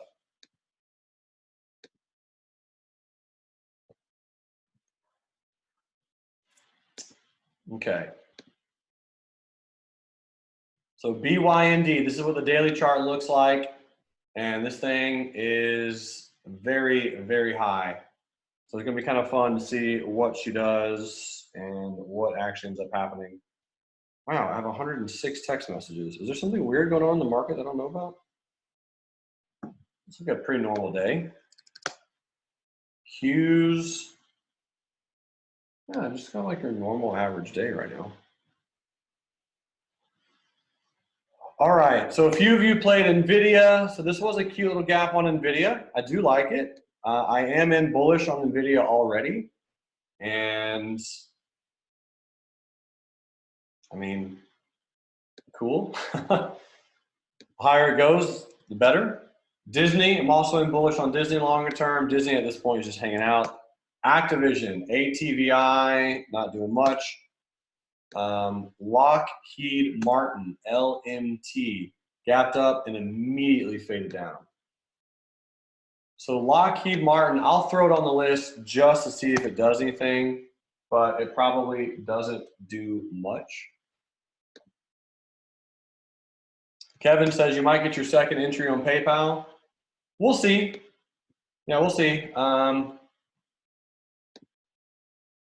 It's possible. What I can say is I know earnings is right around the corner on PayPal, and it really was a great gap. I think I'm just going to leave PayPal alone, though, realistically, and just try to manage the SPY trade. If you get, again, ladies and gentlemen, if you get stopped out on PayPal, awesome. Good job losing small. That's the way to play. I love it. And we'll just kind of see what we get out there on the market. So the Qs, very nice bounce on the Qs. And obviously that's what's causing SPY. Like everything's just bouncing. It is a retest gap. right? So I got to keep that in mind. I was mentioning that on SPY. I know it's a retest gap, right? White candle gapping up. So this retest, right? The fact that it's gapping up and fading down makes tons of sense. Neil says, what do you think about gold? Gold futures looks bullish. Buy the dip. That's all I got. Here's our silver trade, SLV. And silver is up a little bit more. So again, we're stretching for 16. And SPY having a gnarly, gnarly wave 4. So this is going to be a big old-fashioned potential wave 4. Maybe, right? 1, 2, 3, maybe 4, and again, maybe 5. That's what I'm hoping for. Stop again's at 97 cents. I'm doing my absolute best to hold it. I knew that this was going to be a great, great exit right here. And that's going to happen, ladies and gentlemen. I want you all to know, if you trade full-time, even if you don't trade full-time, if you trade ever, for any time of all time, you're going to have situations and instances where you miss a target by pennies. By pennies. And I would have loved to have gotten out of some of those positions right there, but it just didn't happen. We can't say that we didn't try. Right, we definitely tried it. And this is a cute little bounce area, right? I mean, I realize that. I'm just doing my best to hold through a potential wave 4. We will see. We will see. AutoNation is hanging out. CrowdStrike, I think it's probably done. Zoom hanging out. Microsoft is recovering. Scott says, count doesn't work. The terminus of wave 1 cannot be overlapped by the high of wave 4.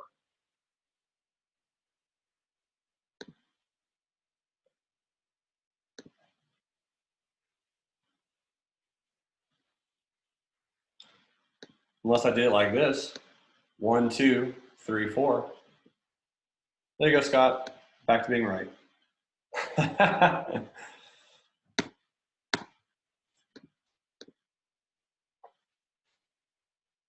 All right. So again, we will see. I'll see. Microsoft.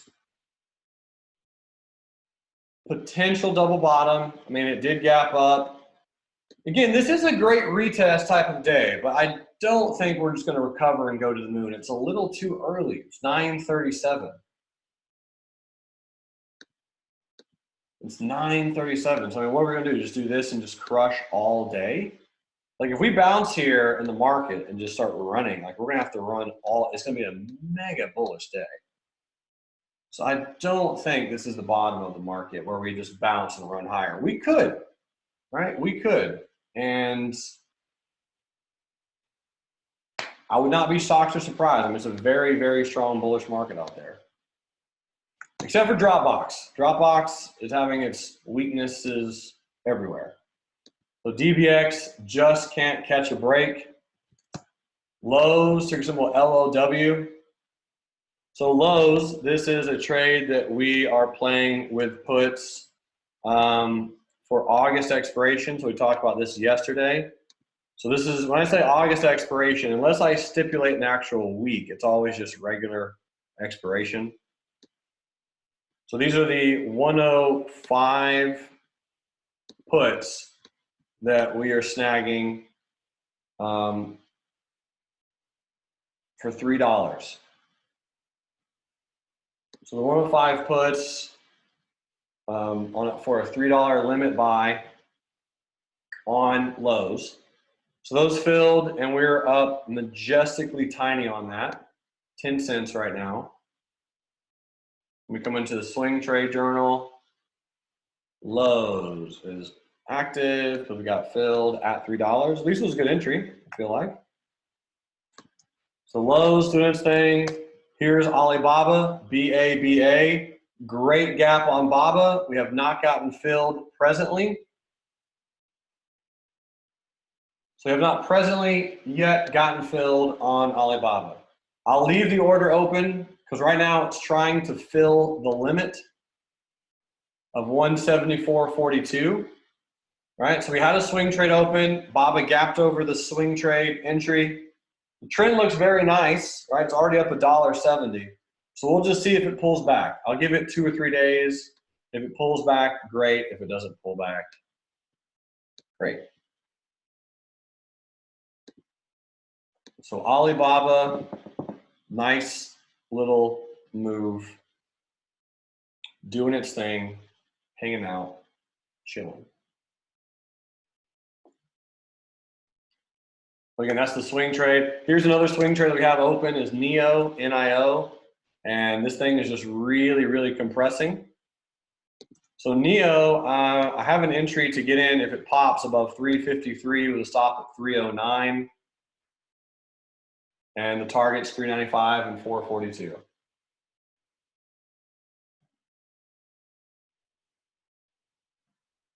So that's another swing trade just in case on NIO. What else do you guys want to look at? Anything else that looks interesting? Anything else you want me to review and just kind of put on my list and figure out what's happening just kind of in general out there? Bank of America. What's Bank of America doing? Bank of America does nice gap on BAC. Yvonne, hope you crushed it. I know you play Bank of America very frequently. That is a beautiful gap on Bank of America. Oh my goodness, look at this retest. I mean, that is so pretty. So Bank of America probably has moved as far as it's going to move right now, I would assume, today. Bank of America is not a megalithlically huge mover, usually. So BAC, I mean, I'm happy to put on the list for a little bit. If anyone's in it, let me know. I'll be happy to help you manage it to some degree. But right now, I mean, it's probably done all that it's going to do. Redfin, RDFN has faded. So it gapped down. It did not open at a good level. It gapped down and faded. It could roll over a little bit. If you're really, really thirsty for something, you could try to play Redfin.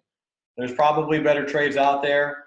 My thought would be is if Redfin breaks down, retests, and then rolls over, if you want to look to play Redfin as a short, I get it. I totally understand why you would.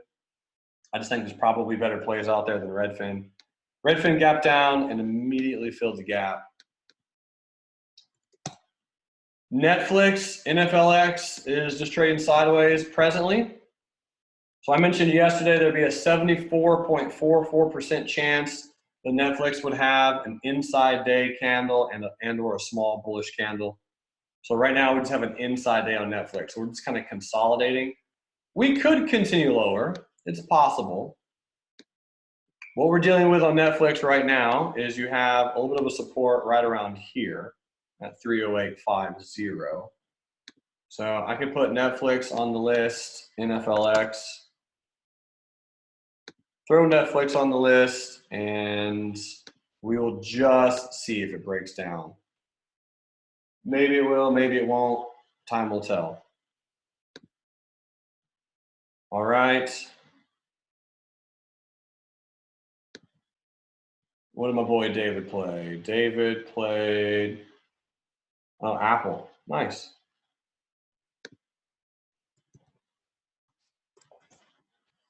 That's the guy who was in Nashville for a whole week 2 weeks ago. Well done, David. All right. So Netflix, we can put on the list just in case, just to really literally just see what it does. Paul wants to look at ACHN. Oh, what a nice gap. So ACHN, biotech, had a big bullish candle yesterday and actually gapped up above the upper shadow and just kind of continued. There's the upper shadow, and we gapped right above that and just kind of kept on scorching the earth. So ACHN, this was a very, very pretty move on the 5-minute chart. Gorgeous high wave candle, very nice bearish candle, and a good break higher. I would not be getting in right now, Paul, bullish. It's already made its move. So ACHN has already done its thing for the long trade. Joseph Smith III wants to look at AMD. AMD is hanging out. It did not open above any pivots, right? It didn't gap up or gap down below the high or the low. This one could be very nice sometime tomorrow or the next day. I know earnings is around the corner, but look at that beautiful triangle. So if AMD does gap out of there, that could be a very pretty thing. So what I'll do is I'll put AMD on my list for tomorrow morning just to watch it, to see how it gaps and kind of approach it from there, because that does not look terrible at all. So gold, here's ticker GLD, the ETF, and the ETF right now is just kind of sideways. We're just kind of hanging out. Ricky posted a really good chart on gold for any of those who are looking at playing it. I'll scroll up and I'll let you all kind of see that particular chart on gold. All right, so here's Ricky's analysis on gold. That is Team Real Life Trading in Australia. So gold, bullish on some type of pullback. It's his analysis, and I agree, let it pull back and then play the dip. PD, pager duty, down a little bit, looks a little on the weak side. For a day trade, it looks a little bit on the bearish perspective. Is it shortable? Let me see if pager duty is shortable. I don't know if it is or not. Pager duty, hard to borrow. Nope, can't short it, so I'll just leave it alone. Donnie says all out of Zoom for over 2 hours. Great trade, Donnie. Well done, man. That's beautiful. Playing it bullish down there. That's a very nice play because you had a tweezer top here on Zoom right there. Really, really nice resistance. Tons of volume. So you have to figure if it breaks above that price, be bullish. And it broke out and ran nicely. So good job, Donnie, hopping in and hopping out of that one pretty quickly. I have one trader asking, can you help me find a support on Roku? Roku. Let's see what we got on Roku. I mean, it's out of support right now. Same support that it bounced off of yesterday. If we take out the low of yesterday on Roku, let's see, this is the 15-minute. Let me go look at the 15-minute chart. I could put Roku on the list just in case it decides to trap some bulls. It's a very, very strong bullish stock. In my opinion, it's trading out of support right now on Roku at this precise moment in time. So if we start breaking that level, I'll keep an eye on it for a potential short maybe later today. Jim says, how about our good old friend HK? So HK, I believe, got delisted, if that's correct. So HK going back down to pretty much zero. So HK, Halcon Resources, delisted. Bristol Myers Squibb, just tanking. BMY, strong bearish trend right now. Alex wants to look at 5 below. 5 below. A little bit of a bearish trend, kind of sideways, not doing much. Yipper wants to look at United Technology, UTX. And UTX, this is a good gap on UTX. I actually love this for a swing trade. That's a beautiful gap. Good finds. Yipper Jones. Let me pull this up really quickly here. Where did that go? And why can I not find it? Give me like 9 seconds. Okay. So UTX, I'm gonna put this one on the swing trade list because I really do like that gap. Nice clean gap. Dividends is around the corner. Maybe we can sneak into this trade, capture some dividends, play it bullish either with shares or options. All right. So UTX on the list. As far as a day trade is concerned, it's a really nice retest. Probably breaks down a little bit bearish. We will see, but I'll put it on the list. I can dig it. Mark says, do fibs ever enter your analysis? Ever so often. Adrian wants to look at Yeti. Y-E-T-I. I lost on a bearish trade on Yeti not too long ago, and I'm thankful for stops. Yeti just kept on crushing higher somehow. They sell cups. So Yeti is, it's a beautiful gap. Very impressive. I can put this one on the list because it had a very nice run up. That's a gorgeous, gorgeous 5-minute candle. It's very pretty.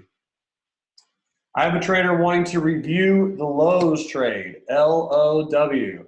So this is a trade as a swing on Lowe's, and I will throw that in the chat pane for you, Barrage. Probably not saying that right, and I apologize, but okay. So Lowe's, we'll see if it can roll over. Back over to SPY. So obviously SPY is bouncing or has bounced off that low, and I get it. I understand why it did it. This is a perfect, perfect candle. Should have exited. Well, it should have hit my target down there, and it just simply did not. So if I look at the extended hours, I'm getting a little bit of a different chart. So the extended hours, you're battling a bunch of moving averages, and we're still up 2 entire pennies on the puts. So I'm just going to keep holding for now in hopes that we roll down lower. I don't know if we will or not, but we will see.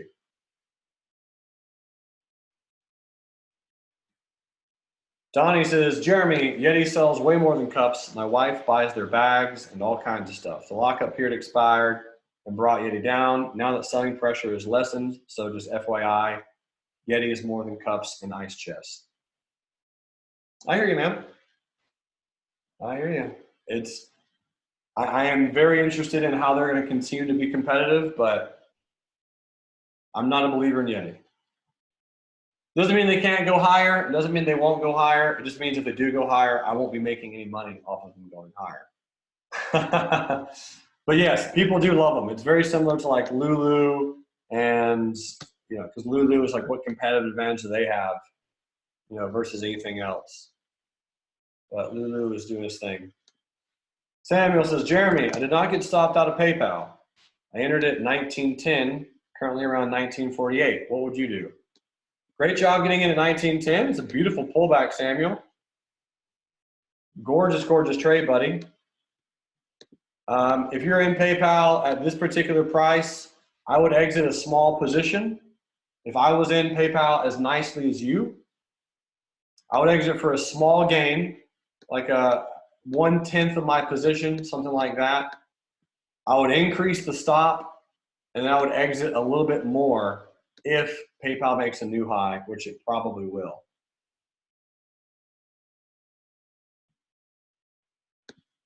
So great trade, Samuel. Beautifully well done.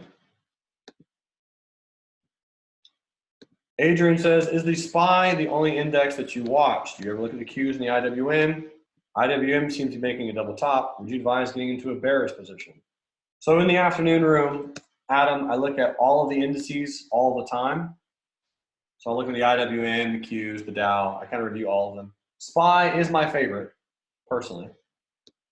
The IWM could be a double top, but I could also make the argument that's just very sideways. It's just very, very sideways. Usually you love to see a double top and a nice strong uptrend. Those are when they're a lot more fun. But when it's a little bit sideways, I mean, there's all kinds of averages this thing could bounce off of. It could double top, right? If it double tops, most of the other market would probably go a little bit lower, Adam, so I'm not going to deny that. But I don't see a lot of specific direction on that trade that looks super sexy. Yeah, man. My pleasure. Kevin says HG copper from the long side. Futures. I've never traded futures on copper. But with that gap, I would not be long. If you want to try to pick the bottom, go for it. But I'm not very good at picking bottoms, so I personally would wait. All right, Upwork, UPWK. This is a swing trade that we've been trying our best to hold for as long as possible, and just does not look that sexy anymore. Seems it's going to bounce off a moving average or something. Alan says, what do you call the share ad that we did on PayPal? Pretty much exactly what you just said. I call it an add and reduce. Add shares, and while you add shares, reduce your risk. Add and reduce. If you're trading shares, it's much, much easier than if you're trading options. And again, folks, sorry that it didn't work. I am totally comfortable losing on a trade at least once a day. It happens extremely frequently for me. I'm still just a little bit bummed that SPY did not hit my target at 156. So right now, it is really looking relatively bullish. The time's $1.20. Man, what a good bounce. What a good bounce. So it looks like my wave count was not correct and not accurate. So let me do this. I'm going to exit SPY. Exit the SPY puts for loss. Look for the next and best trade. All right. So I'm going to get out of the SPY puts. Very good try, ladies and gentlemen. We did our absolute best. It just did not hit our target at 156. But I followed my plan. That's all you can do. That is all you can do in trading, my friends. That's it. If you don't have a plan that you can replicate and follow all the time, then you won't know what you're doing whenever you're doing it because you're not doing something that you normally would do. At least we exited a 10th and getting out at 110, not going to lose a full R. So down realized on the day and looking for the next trade. Again, the very good news is at this particular point in time, I need one nice trade. One nice trade, and I'll be back in the green. It's all about risk mitigation. Kelvin says, why are you shorting lows? I'll go talk about it and look at the chart. Just because I'm shorting it, Kelvin, doesn't mean it's going to work, right? I would love if that was the case, but generally isn't. Okay, I'll just do that with 67. That won't be totally accurate, but that's going to be very close. So again, super, super small loss on SPY. This little pop right here, I mean, it doesn't scream bearish, right? We did our best. If this was going to be this was the count that helped me stay in the trade, but I guess this was the 4, this was the 5. Whatever, doesn't really matter what the count is. All I know is I lost on SPY. Lost very small. Let's try to go get something else. You'll see me do that all the time, folks. Lose pretty meagerly. Again, exiting 10% at the lower level did help. That was nice. I obviously wish I would have exited everything and taken the gain, but got to stick with your plan, and it did not go in my direction. The good news is I think Tracy said she went bullish, which means, Tracy, if you win on that trade and you win bullish, let me know, because I will give you a frequent trader point for doing better than me on SPY. Lows. So the reason I was shorting lows is it got below all of the moving averages and retested the moving averages. That's pretty much it. So it had a retest gap right here. It broke below support and it's retesting the retest gap. And I would like to have a bearish trade out there just in case. That's pretty much it. Robert says, do we have any idea if a gap and go may retest? Yeah, it happens very frequently. Happens very frequently. Mark says, that's why you're different, because it's real. I try, man. I mean, I could easily hide and cover and gloss over my losses, but I figure that if we're actually going to trade together as a team, you're going to have to understand that losses will occur, and it's all about how you manage your losses. That really is going to be it. So again, at this particular point in time, ladies and gentlemen, I'm down 1.3 Rs on the day, which is not very much at all. Truly, it's not a lot. 1.3 Rs, my max I can lose is 3. So I'm able to take one more trade, and if I can find one more trade today, and if not, I'll just be losing on the day, and I'll just try to snag it tomorrow. Right, that's simple. But if I can take one more trade, or if I find one more trade, and I win 1.5 Rs on it, then I'm up for the day, and all is good. Type in a 3 if that makes sense, ladies and gentlemen. That really is just pure, simple math. You're going to have losing days. You can't let it affect you. You can't get stressed out or worried about it because it is a guarantee. It will absolutely, without question, occur. So when it occurs, you go, all right, here's how I'm going to handle it. Here's going to be my focus. This is how I'm going to work on getting it back. This is my thought process. This is the trade that I'm going to take. And if I make more than that loss, I'm going to lock it in and be done for the day. So that's my present plan currently, is if I do find another trade to take and I do win more than 1.3 Rs, I probably most likely will be done for the day. Strong degree of certainty. LK, we'll see. And it looks like it's retreating decently nice. Mark says, aren't the best times to day trade 9:30 to 11 and 1:15 until 4?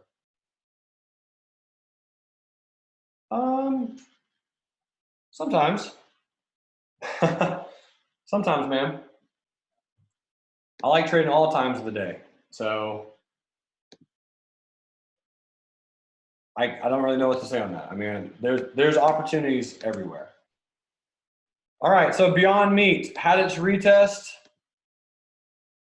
Mark says putting on a new trade is bad. That's what I mean.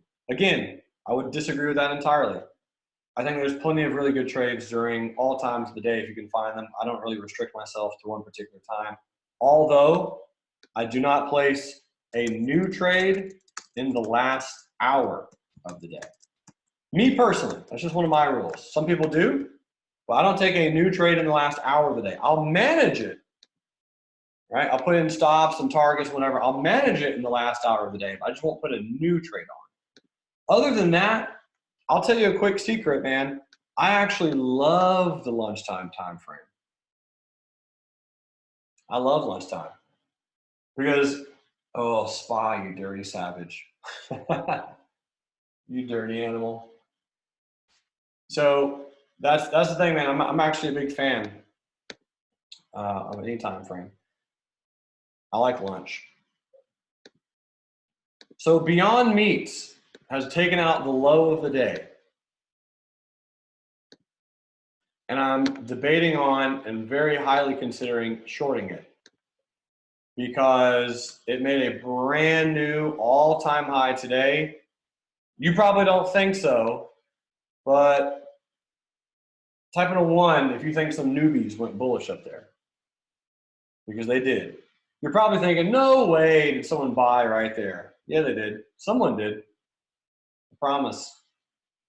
Someone bought up there. Don't know who it was, but someone did.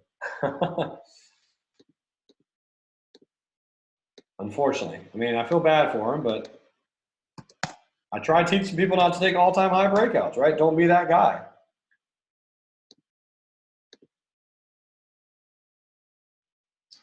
Bill says, SPY is on your way to your target. Yeah, dude, I just got out, which is awesome. That spike, I just got out on the spike. It's all good. Apparently SPY is going to be better than me today. SPY is going to be better than I am today. It's going to beat me. Bill says, I held because I had ES long to hedge. Nice, Bill. That's awesome, man. I hope it absolutely dominates for you, brother.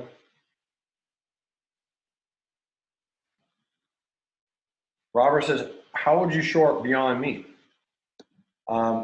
We're looking at it right now, Mr. Thompson. It is on the screen at the present moment in time. Right this second. So that'll be a $4 stop on Beyond Meat. Let me look at this on the 15-minute chart. What time is it? 11:05? I think that could retest. If that retest, we could get more than an R on that trade. BYND 198.08 limit sell by 202.08. John says, will you use options versus stock? I will use shares. Or CFDs technically, because shares are going to be hard to trade, potentially. If you can find shares to short on BYND, or use CFDs or options, 198.08 by 202.08.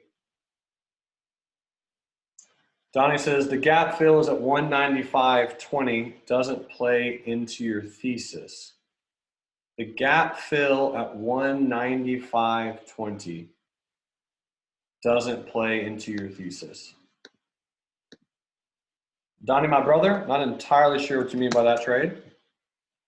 So if it fills the gap, awesome. I want it to fill the gap, retest, and then roll over. Let's see if it does it. I don't know if it will or not. Because what if it fills the gap and keeps going lower? Is that possible?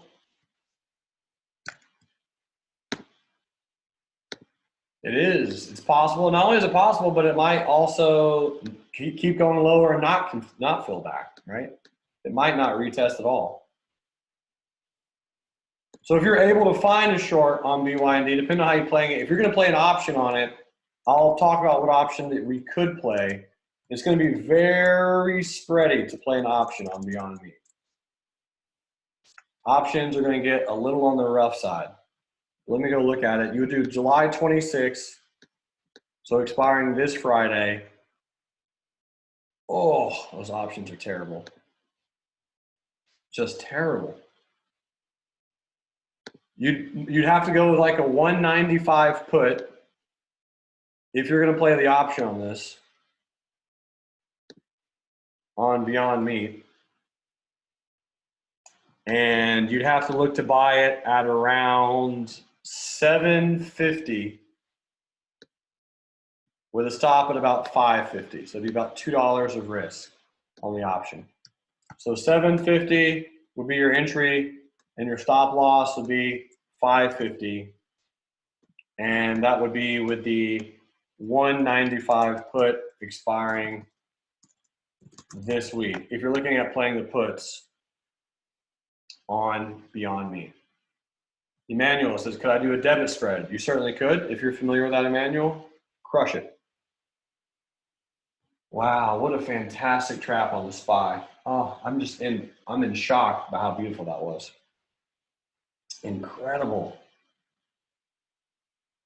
D says, why not play 170 and get more contracts for a quick scalp? So a 170 put on Beyond Meat, just in my personal opinion, is very far out of the money. The one expiring this week. You are correct. You could buy more of them, and you could definitely reduce your risk. No question about that at all. However, it's just not going to move exceptionally well unless Beyond Meat has a really, really nice little drop. So I don't do a lot of scalping on options. You can, but again, the bid-ask spread is not optimal on Beyond Meat. 170 put is 70 cents for the bid, 80 cents for the ask. If I were playing an out-of-the-money put like that, what I would do, D, is buy it at 80 cents, and that would be my risk.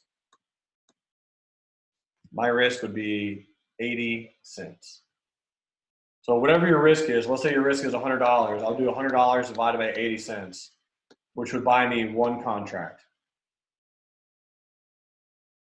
So I'll be able to buy one put. You know, and if it just really, really drops hard, then it could work out pretty well. You could definitely make some gains on that. If you want to do an 80 cent stop, or sorry, 80 cent entry and like a 40 cent stop, again with 40 cents of risk, I mean, if the stock does this, the risk would work. I just don't have tons and tons of experience trading far out of the money options on Beyond Meat. If you do play out of the money options, it's just all about risk. That's the thing. That's the key word. Risk, risk, risk.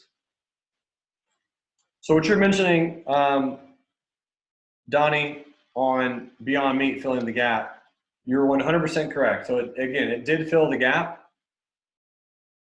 So the gap has indeed been filled. And so it could do this. And if it does that, I will be done for the day. I'll be at my max loss. Well, I won't be at my max loss, but I'll be at a 2-hour loss for the day. If it doesn't do that, you know, if it does this and then does this, then it could be a nice win, you know? So just kind of have to see.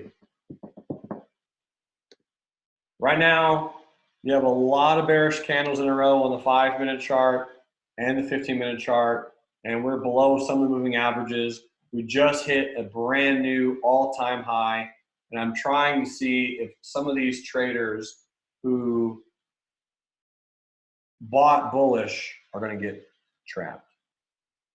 Alan mentioned that about 9 minutes ago. My max loss is 3 Rs for the day.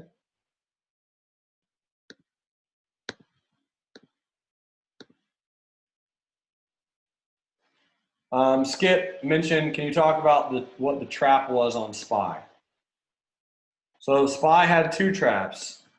This one, this lower shadow candle, that was for the traders getting in bearish. That's the trade, that's the location that hit our target, or hit my stock target and missed it by 6 pennies on the option. And then threw in this upper shadow because some people went long right there on SPY. That's where people went bullish, Skip. So they went bullish, and this candle stopped all those people out. That's referred to as a trap. A trap meaning people got in one direction and then they immediately lost money. So I really like looking for those to try to find and determine some good entries and some good setups. Again, I did exit SPY. I did exit my puts on that wick. But again, when that wick came in, then it crashed. Right, I could have gotten out of my SPY puts for like $1.30 right here, instead of exiting for $1.10 up there and actually losing on the trade. I could have won on the trade if I had held just a little bit longer. So that's what I was mentioning. I think the SPY is going to be just a smidge better than me at the moment. Jay says Goldman Sachs is moving. It is indeed. Yep, you're absolutely correct. We talked about that some yesterday, and that was a beautiful, beautiful gap on Goldman Sachs. Fantastic move, very good volume. Certainly can watch that one for a move higher. That's a good call, Jay. Thanks for bringing this one to my attention. Beautiful stuff.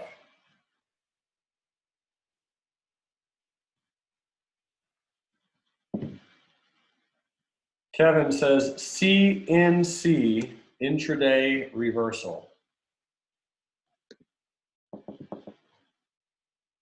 So big bearish candle, gap down, very nice fade on CNC. All these bearish candles, you got a shaved bottom, gap down, and immediately got bought up. You're correct, Kevin. If you want to play that for a quick reversal, you have a kind of a nice little structure right here, some type of wave count, and yeah, you can might go scalp 20, 35 cents on that if you want to keep a close eye on it on CNC. Here's the 3-minute chart. In the 3-minute chart, you got a really, really nice upper shadow. Tons of buying. So CNC probably will be a counter trend trade if you're playing it bearish. Probably be counter trend. So again, just kind of be quick about it if you're going to play it. Kevin says, I sold a $50 naked put. Let me put your comments from all panelists to all panelists and attendees. And when does your put expire worthless, Kevin?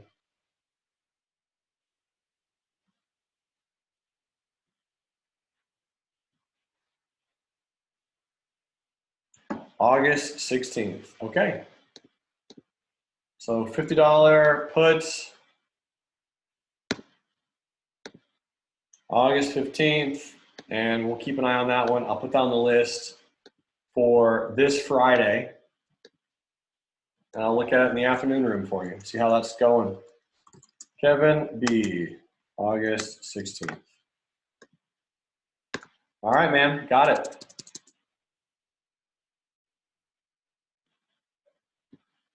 CNC on the list for Friday. Donna says, what is the Beyond Meat setup? Beyond Meat setup is 198.08 by 202.08 at the present moment in time. So $4 stop. Again, pretty comfortably large stop. What I can say is what's happening now does appear that it's the retest. If this little upper shadow of this candle in the next 4 minutes or so doesn't trigger, which again, it may or may not, I don't know. And again, just letting you all know, if this trade does hit and do this and run higher, and I get stopped out, this is gonna be my last trade of the day.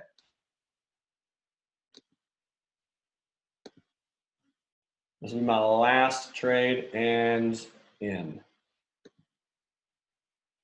All right.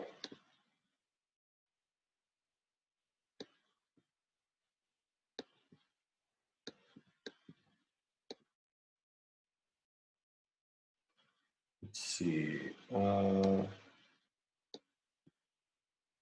Price 198.08. Okay, got that. Yep.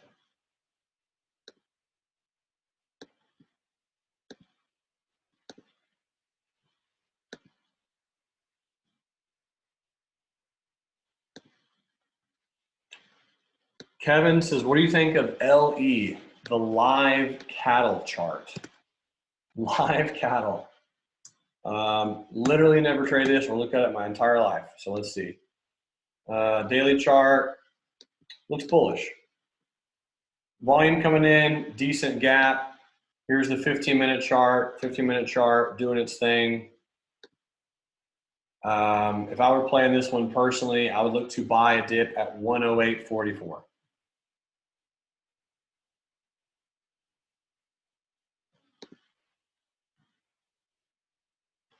Those are my thoughts. All right, let me go through this list on the 5-minute chart just to see what's going on out there. SPY, again, did pull in. Tracy, did you say you got trailed out for a small gain on bullish? She says I did. All right, well, Tracy's going to get herself a frequent trader point. Tracy, 1 frequent trader point for beating me bullish on SPY. Jacob, nice. Nice picture. Love it. And Tracy's throwing out numbers for Sherwin-Williams. Let's go look at Sherwin-Williams really quick, which is SHW. And she's looking at 483.21. 483.21. So Tracy is looking at a bearish play on Sherwin-Williams, which honestly could work out as a very, very strong gap. It was a bullish gap and go. It's only up 6%. So it may or may not break down. We'll see. Janet says, what is a frequent trader point? Let's go over here to the website. Click on videos and type in frequent trader point. Frequent. What are frequent trader points? There you go, Janet. Check it out. Short answer, they're pretty much like frequent flyer miles. It's pretty much how they roll. All right, so Beyond Meat with a high of 198.20. We will get to see what this cookie does. Tracy says Sherwin-Williams is also at an all-time high. Is it? I did not know that. Let me go to this monthly chart. Oh, nice. My webcam just fell. Give me like 9 seconds. I might just turn it off until I can fix it. Where's that webcam? So you guys can see my head. Kevin says, is it good paint? I've never used it. I'm assuming it's pretty good. As far as paint goes. So Sherwin-Williams, I do like the fact that it's at an all-time high. I can totally watch it, see what that one does. AutoNation is on fire. What an amazing gap. I think this ran. That is a beautiful, beautiful, perfect gap in every way. OJ, hey, you took a trade, man. Look at you. OJ said made 14 bucks on Alibaba. Nicely done, man. Good job. Congratulations. I do agree with you. It is trading very, very sideways. So, hey, man. Well done. Jason says, what are your thoughts on Starbucks? Starbucks, bearish engulfing candle, gapped up, faded down, and at a very interesting pivot spot right now, Jason. This is the area where she could either bounce or not. Probably would look to trade it long since the stock has been just so screamingly bullish.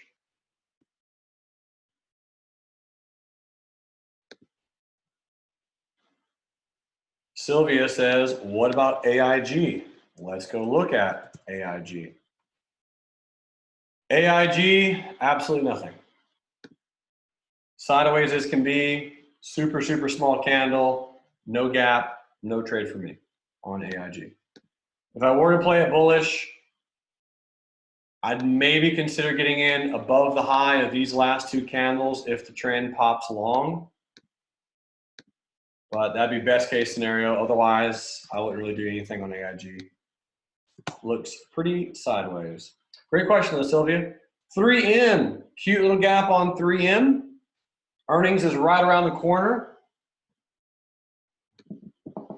And that is a nice 5-minute candle on 3M. What a beautiful little setup. Entry there, stop there. Look at that gorgeous S-curve. Man, that's nice. Let me put 3M on the boards and just kind of keep a soft eye on 3M to see what it does. Just to see. Goldman Sachs still running. I'm gonna wait for that to pull back. Yeti is up 9.7%. It's blowing my mind. Oh, I missed the UTX short. It's okay. We will still keep an eye on that for a day trade, but when I pulled that up, it was right about there, and it really did look kind of weak. It did look a little bit weak. Edna says, I'm getting my toes wet. Bought Cron at 14.67 and put in 3-cent trailing stop at 14.90. Oh, nice. All right. I got you. So kind of playing as a little bit of a quick day trade. Beautiful. Very, very nice. Let me hop back over to SPY really quick because SPY does look like it's bouncing. And that bounce, as crazy as it sounds, shouldn't affect Beyond Meat, but it probably will. It's a really, really nice higher low. The E-minis, it's a beautiful higher low.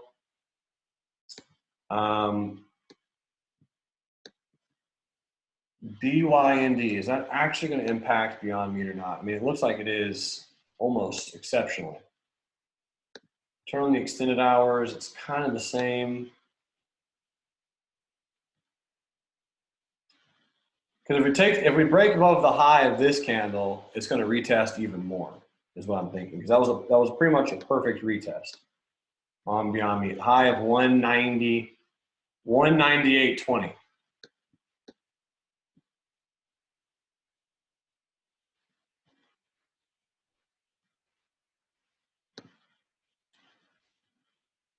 Well, I guess I'll just wait and see. I'll wait maybe 3 to 5 more minutes to make up my decision. It's definitely retesting. We know that for sure. So we are pulling back on Beyond Meat. So we'll see if it does catch a rollover. Sherwin-Williams, we'll keep an eye on it. We'll just see about it, but it does look okay. Again, SPY hanging out, doing its thing.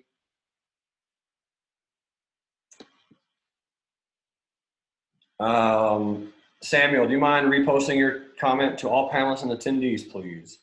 Yipper says, what do you think about buying today's low on UTX? I like it a lot. 130, 133, that would be a nice, really, really nice retest zone to be into shim shares. Kelvin says, CCL, can we look at this for a swing trade today? Sure, I'll put it on the list, why not? CCL looks good. So CCL gapping up.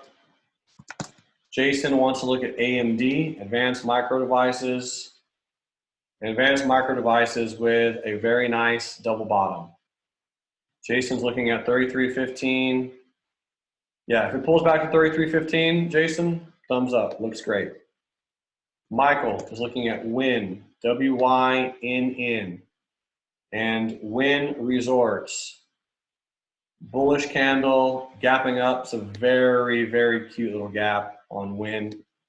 Day tradable, sometimes it's been a little bit on the choppy side recently. So a little on the choppy side on WYNN, but that is a cute little gap in a decent bullish trend. So you're welcome to keep your eyes on that one, Michael. I like the trend, bullish, and just keep your eyes on earnings, which are in August. Joel says, how do you like Shopify today? Shopify. Looks good. If we can break the high of these candles that just came in. Does not look bad. Working on a little bit of a retest. Obviously, very strong bullish trend. Samuel says, I'm glad you're looking at and discussing Beyond Meat. I'm in 3 credit spreads. They're all bear call spreads, 2 expiring this week. And I got 180, 185 a week ago, and it went against me pretty far. Perhaps my other 2 spreads will help offset it. I hope so, man. I hope so. That's really all I can say. The 290, 285 is pretty good. But again, you got to keep in mind earnings is around the corner. So if you got your spreads expiring this week, it really depends. I hope it breaks down farther for you, my good friend. I really do. That's pretty much all I can say. One of my #1 rules in credit spread trading is I never trade spreads counter trend. Never trade spreads counter trend, which means do not try to pick the top with a bear call spread. That's what you were doing on Beyond Meat, by the way. It's just a lot less expensive to not do that. Because instead of worrying about will it roll over, you could have just got into some bull put spreads when the trend was doing its thing, and those will be working out just fine. So just a rule that maybe that'll help you in your future trading, Samuel, because it's just easier, and just learn it from me, man. It's a very, very expensive lesson. That rule cost me hundreds of thousands of dollars to finally make. And when I made it, I started following it. It's been good. Yeah. Anshul says, do you like Workday? I like Workday as a longer term bullish position, but I do like to pull back to the 50.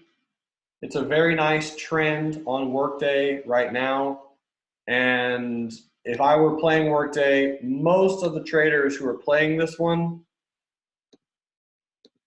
are doing it with bull put spreads and put sales decently far away. Because onshore workday is very, very high in my personal opinion. It's up there, but has plenty of room to go higher from like just a Dow theory perspective. So whatever pullback we get on workday, I would just look to buy the dip, and I would try to get in as low as possible. As low as possible. So if you want to add a very, very small position here to see if it balances, great. But most traders, like I said, who are playing workday that I know are doing like bull put spreads and put sales decently far away. So I hope that helps some. GDX, someone is asking about GDX. GDX is the gold miners ETF. Gold is bullish, so this is bullish. There's no reason in the world to be buying right where it is now. So if you're looking at playing GDX bullish, I would say buy the dip. Rosa says, can you revisit NVIDIA? NVIDIA, this is the daily chart, and I am personally quite bullish on NVIDIA. I do think this is a good stock to either own or have some longer term shares on. Have something relatively bullish on NVIDIA because I personally think this is a decently undervalued semiconductor play just based on where it was to where it is now. All right, this is the weekly chart. It was at 280 not that long ago. And here's your long-term moving averages. It's stuck in between the long terms, and we're breaking above the high of last week's doji. So yeah, I like NVIDIA, like the trends. Looks good.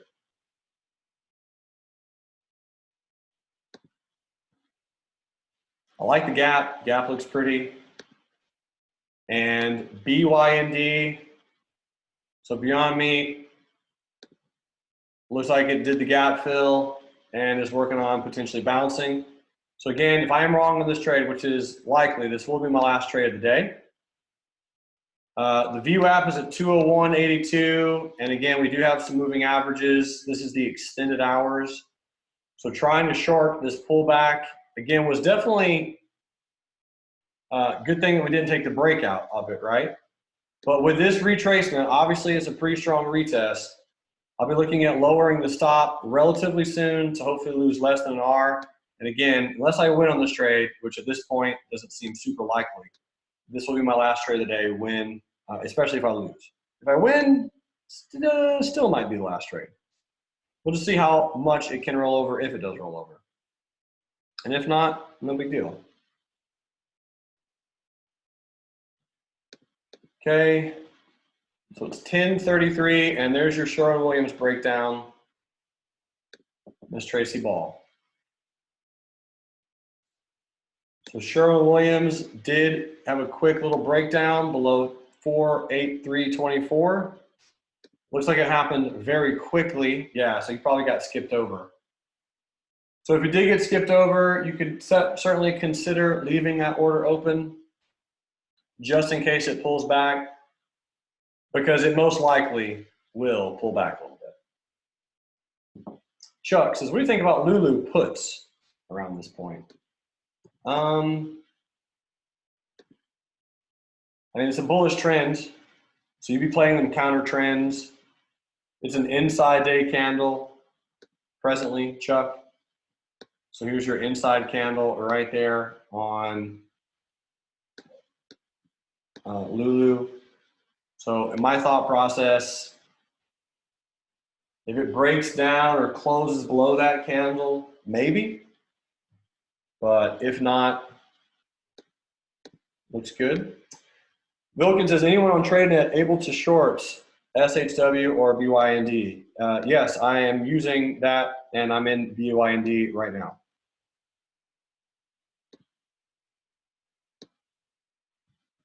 Wilkins says, cool. Yeah, cool.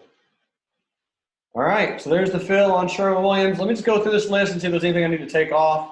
SPY is looking like it's trying to break down a little bit, which again, I don't know if that's going to help our BYN trade or not. Probably not, but we'll see.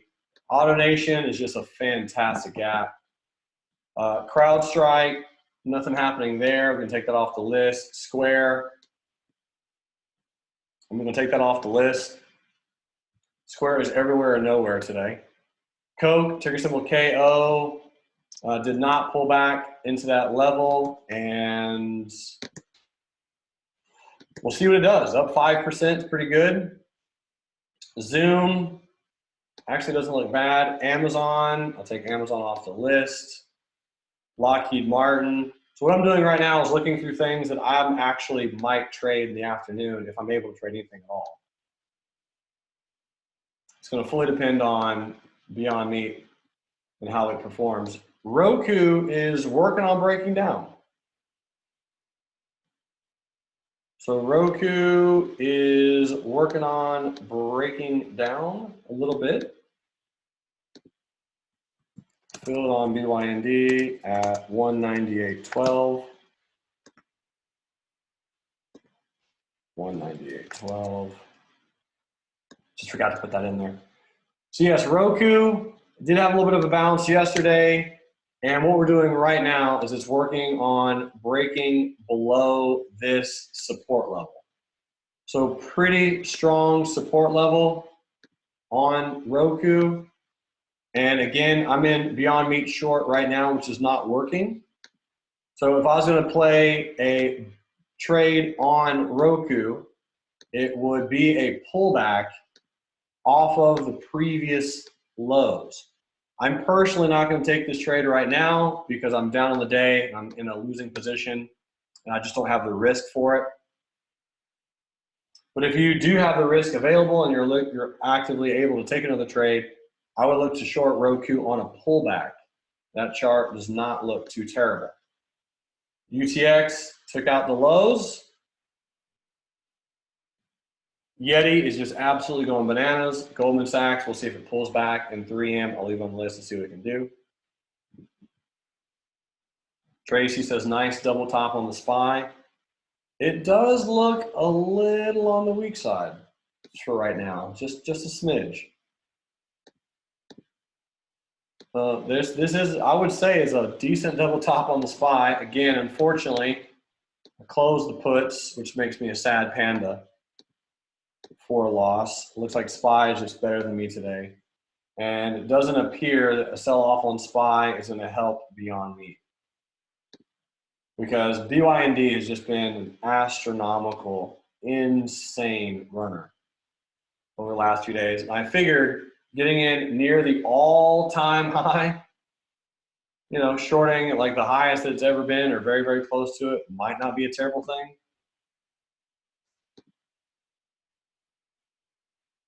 Hourly, let me go look at this 15-minute chart. 15-minute chart, 5-minute chart. Is this a tweezer top? It is. So we have a tweezer top on Beyond Meat, which means I will be able to lower my stop loss a little bit on Beyond Meat. Because again, if it takes out that tweezer, I would not expect it to have an absolute gargantuan bearish rollover. So new stop loss, what time is it? 10:38. So the new stop loss, I'm not going to put it perfectly above this candle. Dave says, what does tweezer top mean? Dave's about to get a video. Dave, here you go. I'll still tell you, but here's how to trade tweezer tops and tweezer bottoms. There's the video, Dave. And what it means is, if you're looking at it, the highs of these two candles are exactly the same. So the high of this candle, 199.60, and the high of this candle, 199.60. It takes a lot of money and a lot of people and a lot of orders to stop a multi-billion-dollar company to the exact same penny. So that, in this particular example, I think shows some selling pressure, So if we break above the high of that selling pressure, I'll know that this trade most likely will not work that great. So since I'm already down on the day, I'm going to put my stop right above that tweezer. Let me just make sure it's not too aggressive. Okay, so there's the 50. So I'll put it above the 50, turn the extended hours off. Okay, let me turn the 15-minute chart on. Yep. And that's where it should go. All right here. 198, 199.80 is the new stop loss on Beyond Meat. New stop loss on BYND. Which means, I mean, I can certainly lose on this trade. Still. New stop loss on BYND. I can easily lose on this trade. Stop is 199.80. If I do lose on the trade, I'm gonna lose small. I'll be down around 1.6 hours, 1.7 hours for the day, something like that. And that's easily recoverable. One good trade tomorrow and boom, back in the game. Now, if I can get out and make a win on this trade, that's also cool. Okay, so this is a buy, got it. And of course, if Beyond Meat just so happens to roll lower, that will be great. Juan says, all right, boss, thanks for the time. It's been phenomenal watching you. Have a great day, and I'll see you tomorrow. Yes, sir, will do. Will do, Juan. Thanks for being here, man. Eric says, how does Lowe's, L-O-W, look for a bullish swing with a stop below the 200?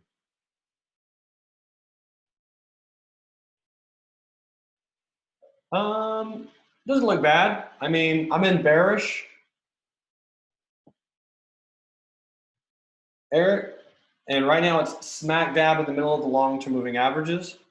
So my plan / hope on this one was for it to do this and kind of rotate over a little bit. Right now you're kind of stuck in between the long-term moving averages. Here's the weekly chart on Lowe's.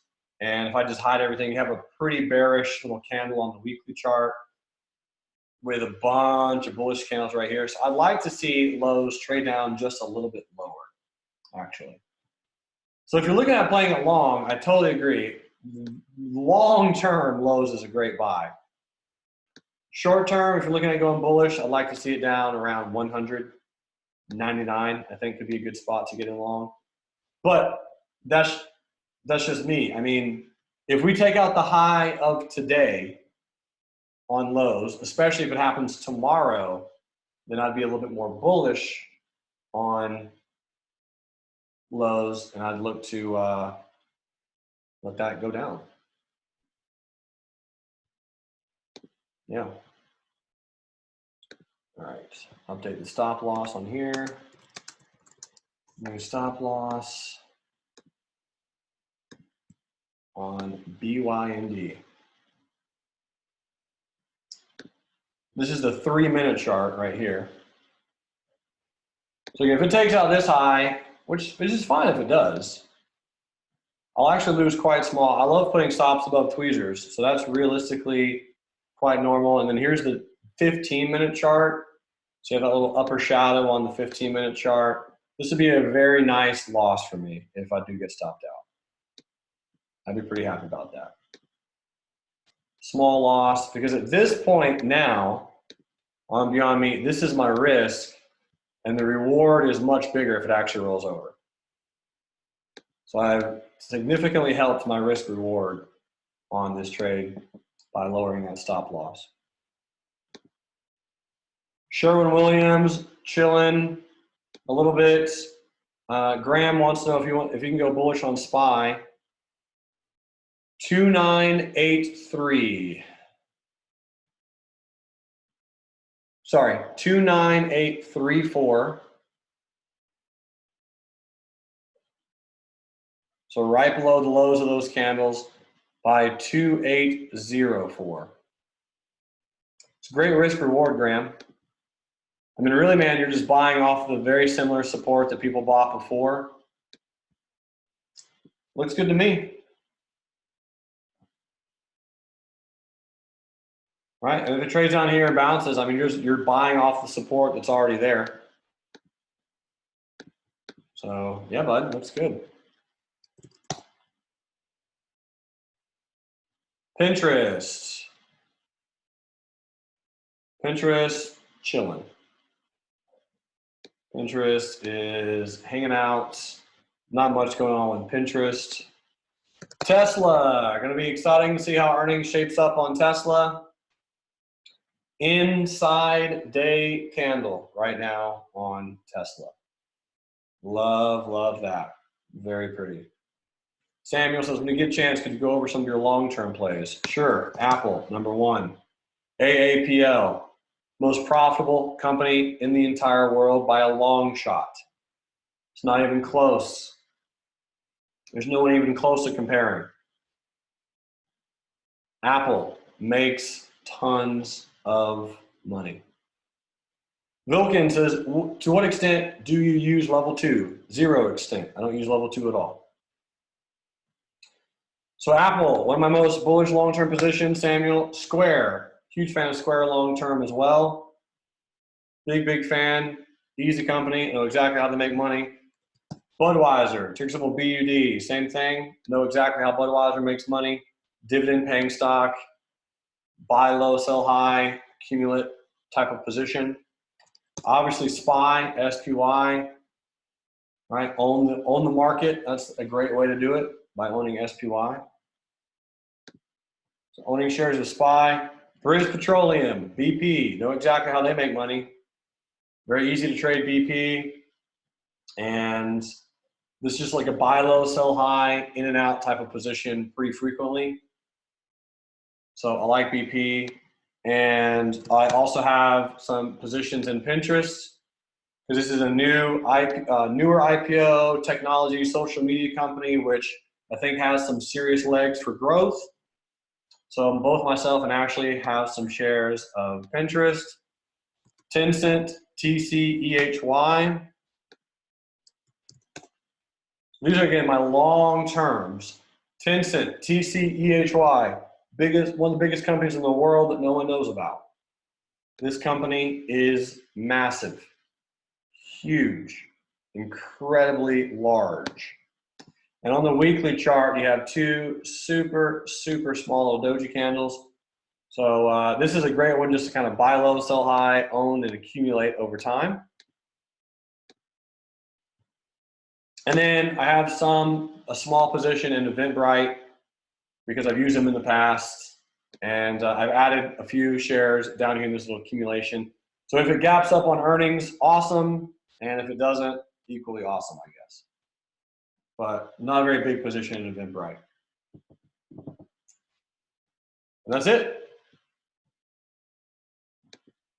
Swing trades, we do have some swing trades as well.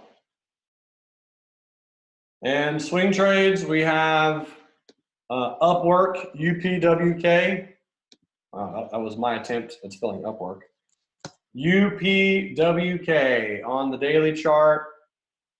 Most likely going to be getting out of that one. I probably should exit that one today. Since I'm down today, that would lock in a little bit of a gain, potentially, on Upwork. Might consider that later. We'll see. Dropbox, another swing trade. DBX. Dropbox, have a stop loss on this one. Not working out at the present moment at all. Silver calls, SLV.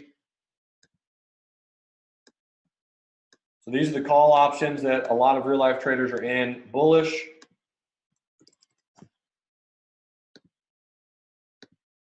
And that's a swing trade. LK, same thing. So LK 2355 is the target for 2 Rs. And I'll talk about that probably in the afternoon room. We'll see if and when that can hit, but if that can hit, that'd be a nice little win on LK. And then NEO, ticker symbol NIO, is open, but it has not filled yet. So NEO 353 by 309. BABA is open, but has not filled yet. 174.42 by 170.42.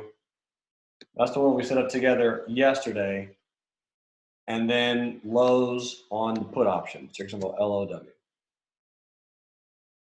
And that's it. Those are the swings. Do have some put sales, but not a whole heap ton. So right now, implied volatility in the market is relatively on the low side. So do have some put sales out there. And a lot of those, what's this one? Oh, AMD, that one's canceled. So BP, expire worthless, Google, expire worthless. This is Uber, UBER for August.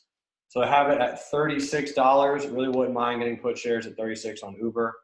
So just let that one do its thing, whatever it ends up doing. So Uber, totally cool. Intelsat and Square, and those are very far away. So Intelsat is all the way out for December. And Square is also for December at 60. Back over to Beyond Meat. It does not look like this thing's gonna work, ladies and gentlemen. It just is not rolling over at all. I mean, it is taking so long on a very, very classic rollover.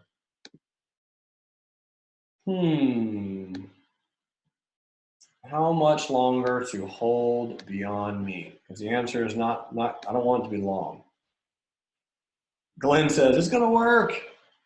It might, but that is a strong, cute little higher low right here. It threw in a lower shadow. We got no good closures. No one really, not a lot of bulls are being trapped. In fact, it's some bears like myself who are being trapped on Beyond Meat. So I think if given an opportunity, I think if given an opportunity, I'm most likely gonna have to exit this trade. If it goes back to break even, I'll keep my stop at 199.80 for right now. And again, if I get stopped out, I'll be done. It'll be my last trade of the day. Falco said you did short on like 7 bearish candles. You are correct. I did do a limit sell. So all the bearish candles, I was looking at getting in on a pullback. So it was a lot of bearish candles. And when it was down here, I was looking at getting in on a pullback, but you're right. You're absolutely right. Trading like total dog poop today. If you ever stepped in dog poop on your way to the car, you stepped on my trading today.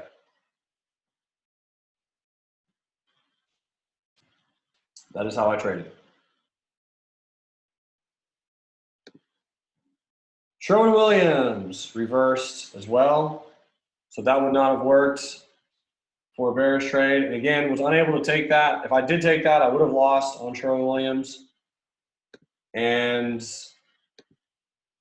SPY, let's see, SPY is just chilling. AutoNation was really the gap of the day that just never gave me a signal, just ran. Just fantastic gap and go on AutoNation. Amazing, amazing. Falco, and I'm out on Beyond Meat. All right, I'm done for the day, ladies and gentlemen. I am done for the day. 3 trades, 3 losses. Pretty crappy Tuesday. Good news is down an hour and a half. So there has to be some learning opportunities with every loss. So Beyond Meat did not work, did not roll over. Good try.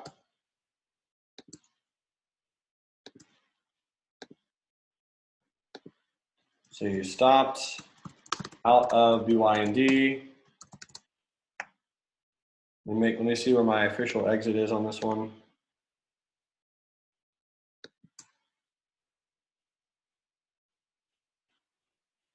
$212. Ooh, the spike got me. Still much lower than my actual original exit though. So I still lost less than an R. But gonna be about 1.7 Rs down on the day. Robin says, not a crappy Tuesday. You're teaching us that we don't always win. That's a crazy important lesson, and you mitigated risk. Absolutely, no, without question. So my goal is, and none that you guys will see, so if yesterday up plus 0.3, what I'm likely going to do to slowly decrease So that was, let me make this in green. Because I want to give you guys a very realistic expectation of what to expect from here. So if today I win yesterday I won 0.3 Rs. So that was yesterday. Let's say today down 1.7 Rs. Now, what I'm likely going to do is exit Upwork to just slowly reduce that number. Because I have a swing trade that I am up on. I'm not up a lot, but I'm up some. So if I cut out Upwork on a bullish trade, that'll decrease that number. So let me go do that really quickly. Okay. Going to exit the Upwork swing trade to reduce the loss for today.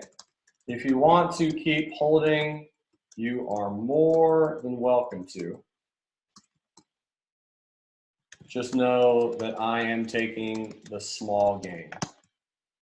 Now, if you didn't have a swing trade available, then you obviously wouldn't be able to do this. But this is why it's very useful, oftentimes, to at some point in your career have the ability to do different trades, right? Some are swing trades, some are day trades. This is going to be an incredibly small win on Upwork, but it won't be a loss. Okay, I'll come back and make sure everyone knows this. Tomorrow, exit trade. All right, and the other unfortunate, I say unfortunate, I mean the other semi-unfortunate thing is I'm up handsomely for the month. Very, very well. So you guys are kind of seeing the tail end of some profitability. I would love for you all to trade with me in August so you can see every single day how I approach the market, how I do this stuff. I'm up over 13 Rs for July. So I'm not, again, this is just a day of loss, right? Tuesday you lose, Wednesday you try to win. All right, I'm out on Upwork for 1639. Okay, 1639, 172. Okay, that's almost half an R. So that's going to be, so Upwork, UPWK, Upwork added 0.47 Rs. So again, I'm going to slowly cut that down. So let's just say 1.3 negative. So between yesterday and today, so today's going to be a 1.3 R loss day. Between yesterday and today, I'm down 1 R, which is so easy to get back. I mean, that's one simple winning trade tomorrow.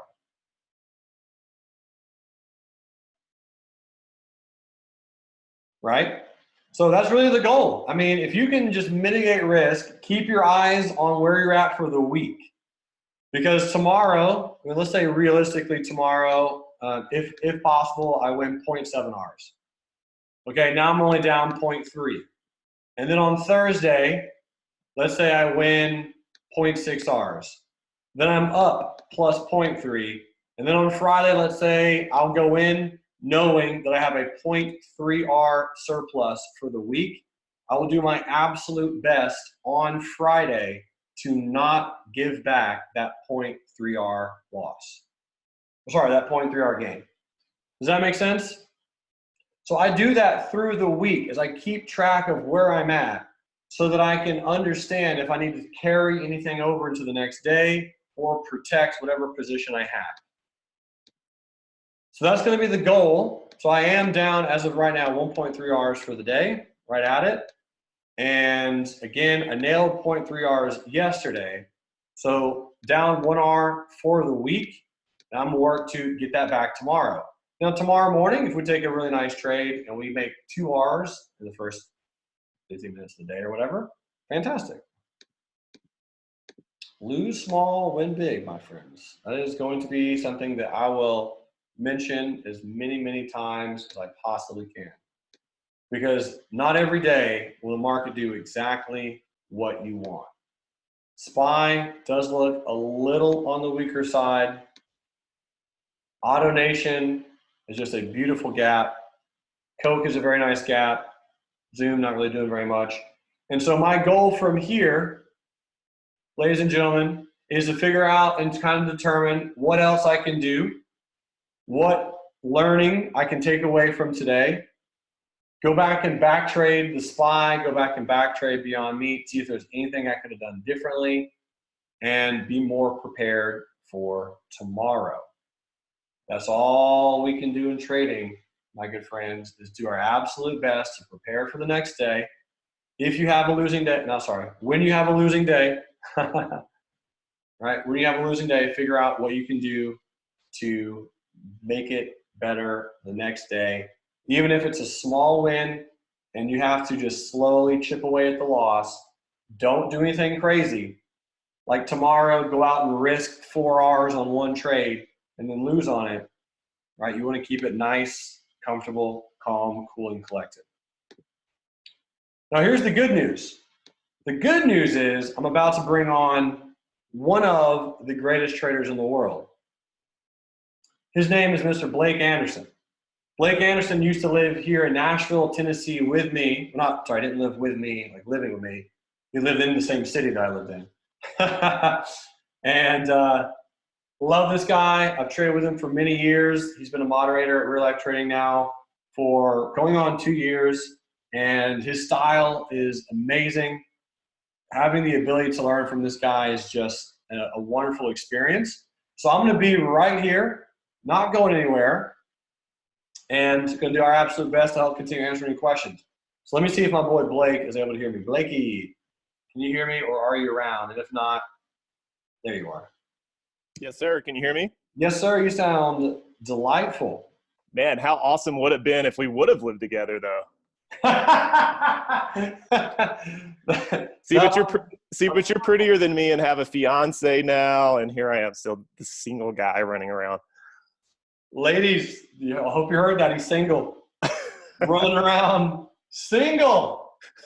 How is that possible, man? Crazy stuff in the market this morning, huh? Yes, it was. It was kind of wild. Yeah.